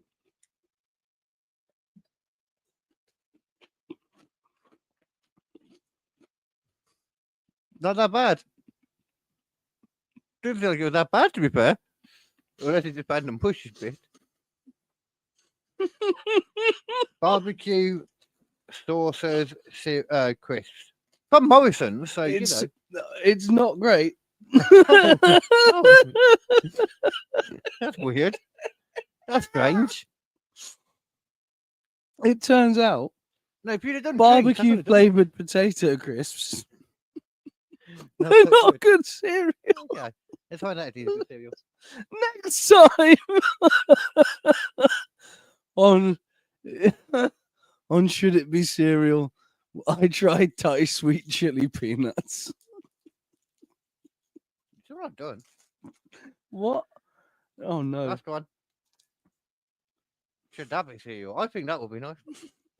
Put Parma violets in. Parma violets and love hearts. Only two of these, not much. Do you not like them? This isn't cereal.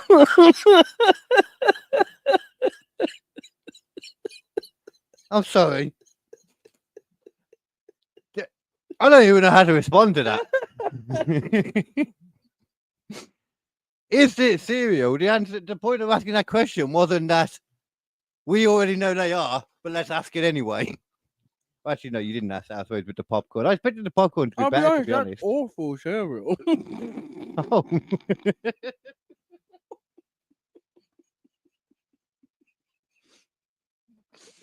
Well, you can chomp them quick, so it's fine. To be fair, though, in all fairness, Love Hearts and I don't know about Palm Violets actually. Love Hearts are a cereal.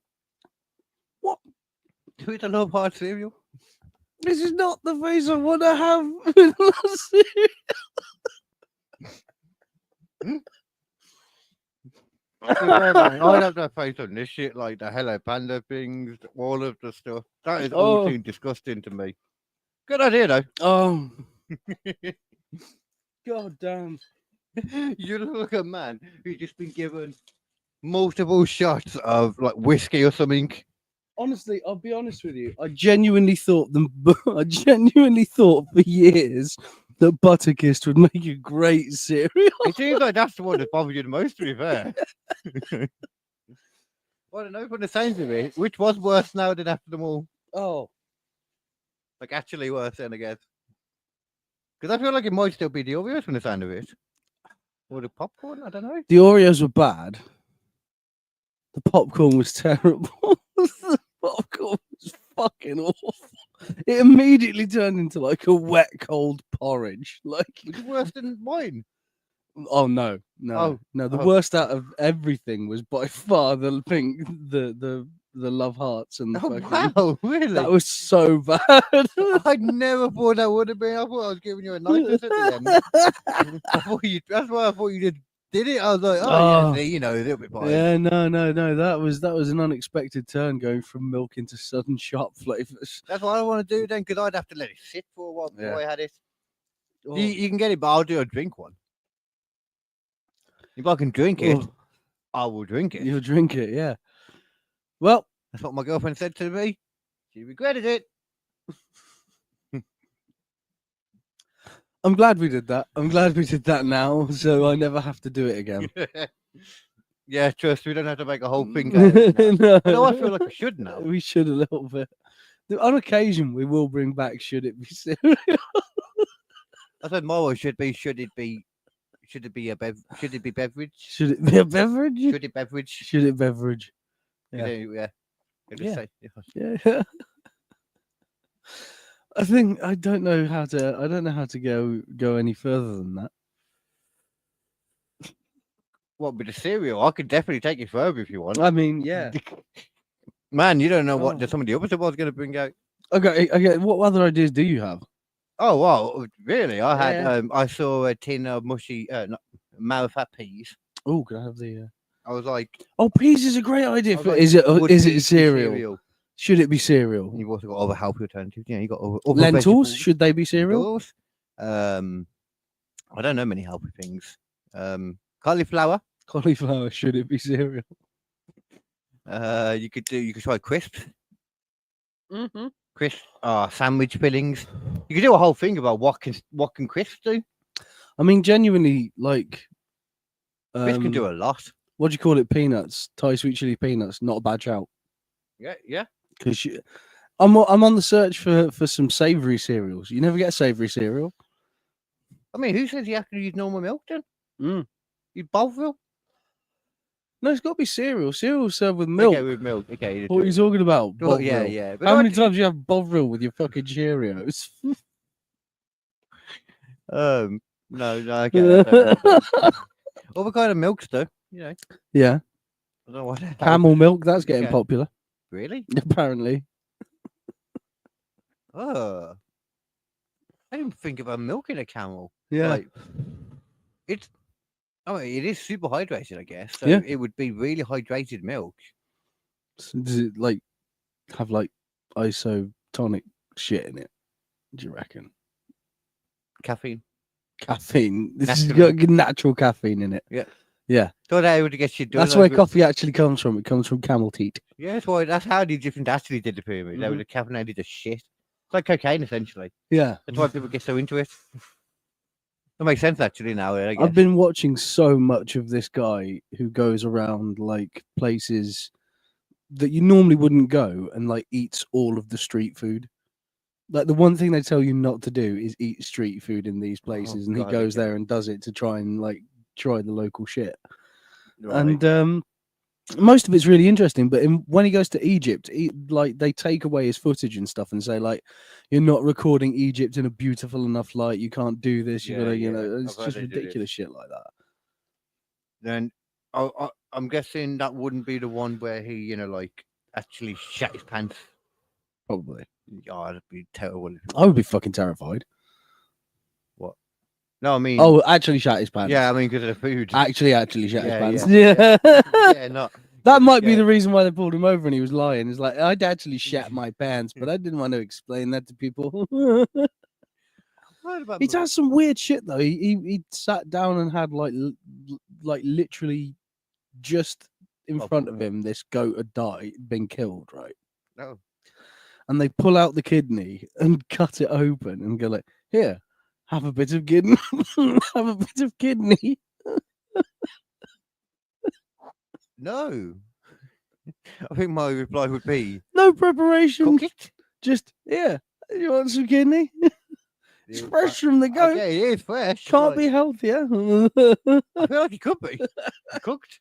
I don't know. I'm guessing I mean, goat is. You can eat red meat raw. Is all the meat? I don't know what counts as red meat though. Because it's not like you hear of getting salmonella from that kind of stuff. It's like lamb you can do in a similar way to beef, can't you? Where you can do it like fairly pink as opposed to having to cook it all the way. Well, yeah, poultry is the one that fucks you up. Poultry and pork, yeah. Pork, yeah, pork, poultry and pork, yeah. Because I was cooking pork and I wasn't sure if I had to, so I just really cooked it and I cooked it too much. But then I thought I didn't actually need to do it. Right. So I was sad that I'd ruined pork for no reason. Right. But I was like, then cool, okay. Yeah, no, pork is tricky sometimes. Oh, meat cooking. I've got a griddle thing now, which is like like one where you can put it on the top, push it down. Oh yeah. So you cook both sides even. Yeah. But the problem is, though, I have absolutely no clue how long I need to cook anything on it because there's no references for it anywhere. Right. I'm not even sure what it's technically called, whether it's a griddle. I've been using griddle. I think that's it, but that's not the name for the one with the top down as well. I don't think. Right. It might be. That's how little I'm still. Is it doing it. the what's his died. face? Who was it? There was an ex-boxer who came up with. No, it wasn't George Foreman. No, that's it. It's not George Foreman. I don't know what you're on about anyway. Yeah, the George Foreman grill. That was supposed to be Hulk Hogan's. What? You learned this? Oh yeah, you did. Yeah, yeah. Even though they don't know, you learned this. Yeah, I did. Yeah. From the forgotten podcast that literally never was. Yeah. Well, we have our visuals. Yeah, we could put that up. Put it up. Oh, I should put that up just for deaf people, so they can read our lips. Yeah. Then they can Even though transcript my it. lips are almost always planted directly behind the microphone. Or behind the flip for me. We could just type up whatever the fuck we wanted it to be and just, change the closed caption on it. Or we could just make up any lines about Hulk Hogan. Yeah, as well, then. we could. Even though that probably wouldn't be as funny. There's not that many lies about Hulk Hogan though. Like, yeah. Then most of the things that you could say about Hulk Hogan have been said. Yeah, there's not any lies left. Yeah. You sort of think about the thingy, when Trump announced the drones thing, we always said about that, didn't we? I think so. Yeah. You see that apparently there's like only a few days apparently now until the file's supposed to come out. JFK. Yeah, JFK, MLK, and RFK. Okay. Well, I'm interested. If it does, I really don't know if there'll be even anything there at this point, though. Yeah, they're just so redacted. Yeah. Well, I mean, because there was like when they went into one time the CIA for some of the stuff about JFK. Yeah. That they had locked away some evidence. They lost it overnight, basically. Right.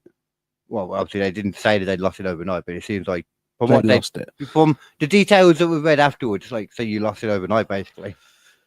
Yeah, things don't get lost overnight in fucking, clandestine organizations without it being intentional. They have pretty solid, record keeping for the most part. When they want to, they do. Yeah. Yeah. If something's gone missing, there's a reason why it's gone missing. Yeah, I've had just a lot of president people that were working in the CIA at the time, which is why a lot of people think that there's been a lot of the constant covering it up, because it was supposed to come out so many different times, weren't it? And it was covered up each time. Yeah. And I think that might be why, because some of them were alive still. But even then, there won't be evidence of anything per se in it. It would just be links for them in it, Yeah. No smoking gun, as they say, That's what obviously everybody wants. But I don't think it'll be there. Because I don't think it's there anymore. I don't see why they would have left it anywhere near this long. Because they were in possession of it all. It's all their documents and stuff, Yeah. Yeah. Yeah.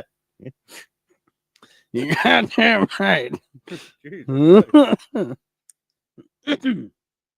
Yeah. If I didn't realize it had been that long anyway, we should probably close up the pod anyway, either way now. Oh shit, yeah. Been a while. Yeah. Been a while. I felt good putting the is it cereal or should it be cereal? You felt what? I felt good about putting the should it be cereal at the end. it felt good. I enjoyed you doing it. The reason and why you're still reacting to it. Yeah. The reason why I wanted to do it is literally just to see if you guys are interested in seeing us do some stupid shit every now and then. Yeah, I definitely like get that clipped out. Yeah. Because I think it's a good little bit that. We're not always be doing that. We're going to be trying to do some other shit, but I thought I'd start introducing some weird stuff at the end of the pod after you've had your nice little thing. So if you want to just listen to the story and then duck out, you can. But I thought stick something on the end, And we could try, for a beverage, we could take you have the pea in your cereal. Yeah. And I'll drink the pea juice. Yeah. Yeah, I love peas, but that might be too nice. Maybe I'll take a vegetable I don't like. Yeah. Make it more fun. Maybe I'll try that one actually as one that I might like. Maybe that might be tasty for me. Olives. Are they should they be cereal? Do you like olives? Yeah. There you go. Yeah, you can try that. I'll try the peas one because I eat them anyway, actually. Yeah. Maybe I'll think of some random ass shit that I like and can eat. Yeah. And, well, I'll think of some nasty ones. Yeah, I don't want to put myself through it. Yeah. Some weird cereal choices. Yeah. I can definitely think of some weird ones and stuff that I can eat. Yeah. Or prepare beforehand or something. Or marinate in the milk for a while so they got time. Oh, God. What have I unleashed? Anyway, thank you very much. Actually, we'll do more of that, you know. Yeah.